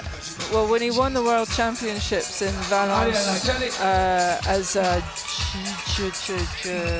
think he was a youth A, he was already signing autographs on posters, and my pair have got one. Yeah. So same thing. Anik having trouble wrong place. And she will not be in the final. And that's not good news for her. Yeah, she's not made it. Anik Verhoeven. Yeah, she just got that wrong. Decided she's going to go off in front of the stage. Still got a smile, but she'll be disappointed with that. Well, we're getting a top by Muffin. There you go. I've got it right again. Andra and Desgrange, not to blow my own trumpet or anything, but Desgrange and Andra are joint third with the 43 pluses. Schubert's one move ahead, and Gauthier Super goes into tomorrow night under the wire. Yeah. Good. Always good to have Sean in the final. Yeah, absolutely. Well, Sean's definitely going to be a dark horse there, because you know, with his ability, he could well get through. And well, look at Sebastian Helenke last week. He came out 8th and ended up 3rd. You know. Yeah, absolutely. We've seen that so many times. Yeah. Here's the female leaderboard with one to come. So it's Callan of Oh, I do Slovenia. beg her pardon. Look, Anik is in the final. That's good enough. Oh yes, it is. It is 39. Well, there you go. Well, one to go, and she's got the stage to herself. Yeah. Kim Jong-un of Korea. And I don't know if there's a chance to just... One of our cameras just goes towards the lights. I don't know if there's a camera that's not being used. But there are so many millions of moths around the place. But there you go, look at that. This is just one camera shot. And the profile shot of the projector, the big lights. Oh, there you go. Thank you very much. Right on cue, okay. There he is, the star of the show. Oh my goodness. But if you see it from the side, the profile view of these big projector lights is amazing. Yeah, it is. It's incredible. There's it's like a snowstorm of moths. Of moths. All around the front of the stage. Moths and chalk. Where me and Sheila are not many miles away from, and I hate moths. I think I might try and commentate from indoors tomorrow. That would be a shame. Unless it's raining, of course. Yeah. Here's Kim Jong-un. And always a joy seeing her at work.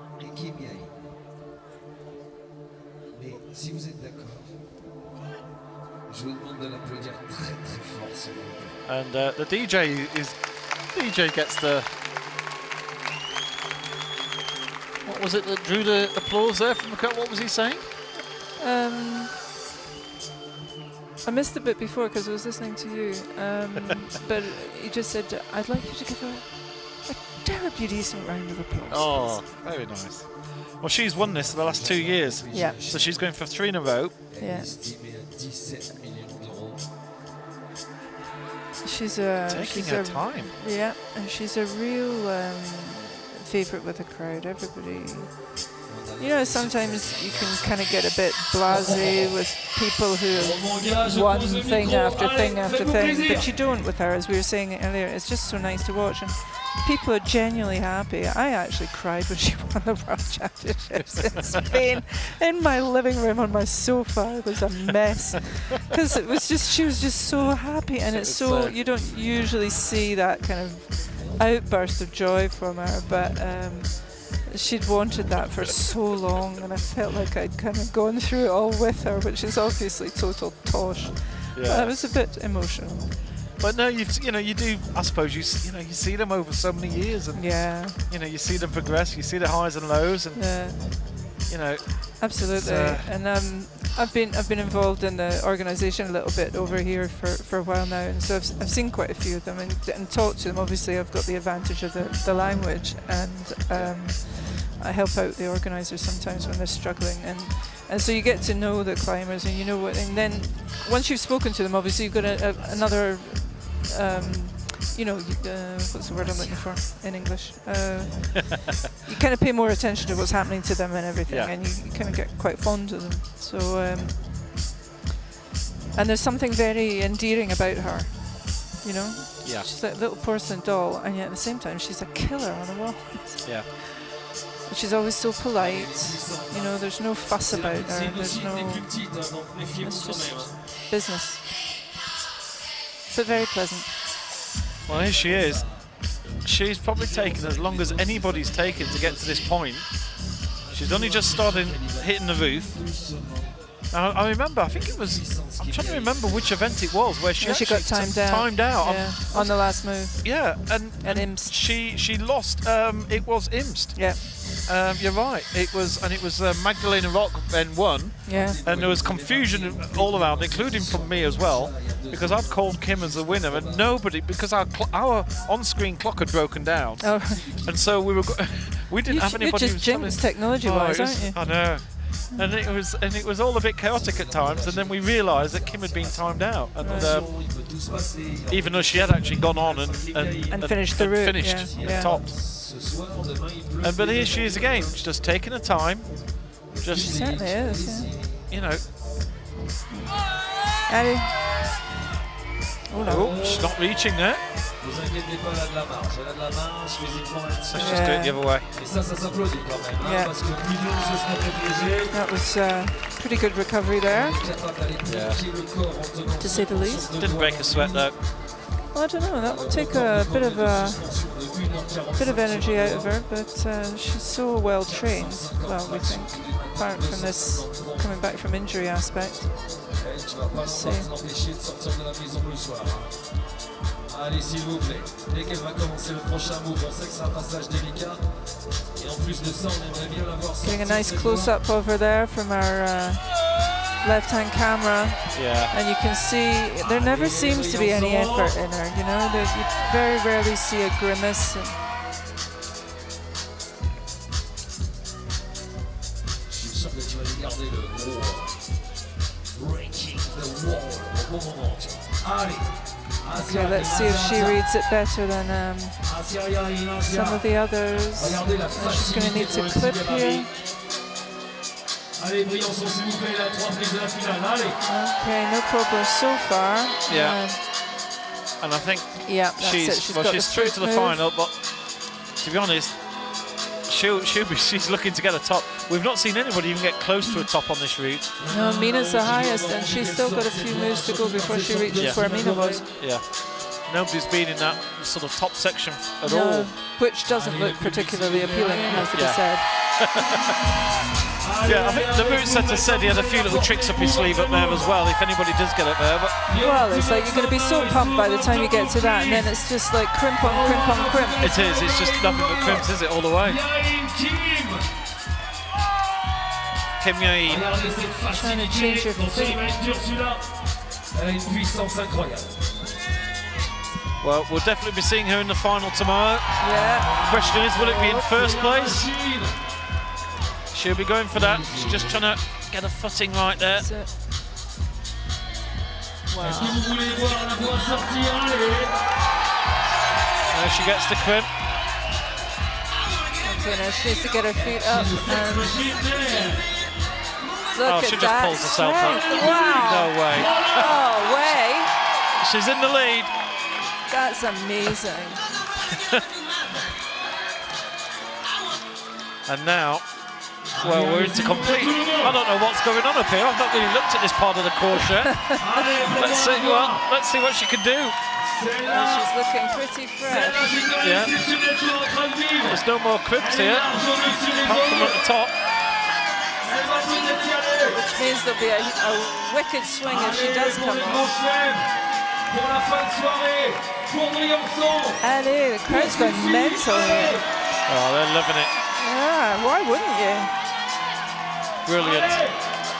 Oh, God, she's nailed that too. I thought she was coming down. Come on, come on, come on. Oh, beautiful, beautiful. Come on.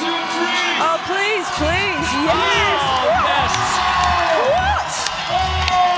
She's done it. Oh, that is class. Total class. What a star. She did it in a slow way. Chuffed with that. Oh my goodness. She loves the crowd here in Briançon. And I'm just looking behind me. The crowd are on their feet. They're all up. They're all standing up, cheering her. And well, what a way to finish a night's climbing here in Briançon. Everybody's looking at each other, so shaking their heads. Yeah. Wow. Oh, what a display! What a performance! Yeah. Kim Jo-in. Fabulous class, really. She's the favourite for tomorrow. She's gone and won the competition, the semi-final here. I don't know if she can see through the wall of moths that's in front of her. Plus the lights are pretty bright. Wow, that was a lovely end to a lovely evening. What a way to finish. Absolutely. Well, so looking at Besserer is through. Well done. And thank you. Verhoeven through as well. So Besserer is number 8 on the list for the women. I'm just having a little look at that. And there you go. There we see it on our screen. So we do have 8 different countries. Yeah, you got there. Incredible. Yeah. I told you it was going to happen. So that's how it finished on the female side. Kim Jo-in topping out by quite a margin above the rest of the field. Certainly, yeah. And as we expected, that 35-36 area never actually mattered when it came to the leaderboard. Well, that's the female side of things. Really fascinating to see. Good 10 moves on Nina Markovic. Yeah, a lot of moves there, wasn't there? Yeah. And then here's the male side. Well ahead. Yeah. So Super quite a way ahead. Only one short to the top. He was never going to get. He was running. You were watching that. You weren't on commentary, but he was running out of energy so much. He just raced along those last 2 really quickly. I know. I was on top of the truck, and I was watching him coming towards me, and I could see in his face it was like, another one. Absolutely. But no, he did a fabulous job, and he's a young climber as well. He's still studying marketing. Yes. Wow, that's incredible. So he's managing to do some pretty high-level studies there too, at the same time as keeping up his climbing. So fabulous. Well, we're going to be attacked by killer moths for the next 5 minutes or so. They are going crazy around there. You're looking at the official leaderboard, so you can actually have a look all the way down there just to see who missed out on the bubble. Bad luck to Dominic Scoffridge and Luke Timmermans, who also got 41 pluses, but missed out on countback. Yeah, on countback, yeah. And so Sean McCall, on the virtue of him doing better in the qualifiers, he manages to get that 8th spot. Well, hats off to the route setters yet again for providing that separation. It's been a really good job. Excellent semi-finals, and I'm sure we've got a real show in store tomorrow evening for the finals. It's going to be great. And there's the female side. So there you see Callan and Rock just missing out on virtue of not getting good hold on position 39. That's right. So nice bit of separation there. I think the route setters have done a fantastic job. And who'd be one though? For goodness sake. I just don't know. There's a particular mindset to being a route setter, and I don't know. It's a black art as far as I'm concerned. Well, you can just see in the bottom right-hand corner of that screen an amazing amount of moths that are flying around there, and it gets even denser as you go further right. So we've had a great time here. We've really enjoyed it. Sheila, it's lovely to see you again. It's been such a long time. Same here. Yeah, it has been a while, hasn't it? So we're just waiting maybe another couple of minutes for the end of the official results to be posted in case of any appeals, but I don't think there will be because it was pretty clear cut. So. Okay, well, wrap it up. We're going to head into tonight. Sheila, thanks a lot. We'll see you tomorrow. No worries, my pleasure. Yeah, we'll see you around tomorrow. Night, everybody. Bye. Thank you very much, Sheila. Thanks a lot. And Sheila heads off into the night. So all that remains for me to say is I hope you've enjoyed the coverage. My name's Adrian Battersby. Sheila, not Sarah. I don't know where I got Sarah from. Sheila with me, and also Adam, who was the chief. The moths are getting crazy here. We've got to go quickly before we get eaten alive or something like that. We're on at 7:30 tomorrow night here in live in France, Central European time. Good night.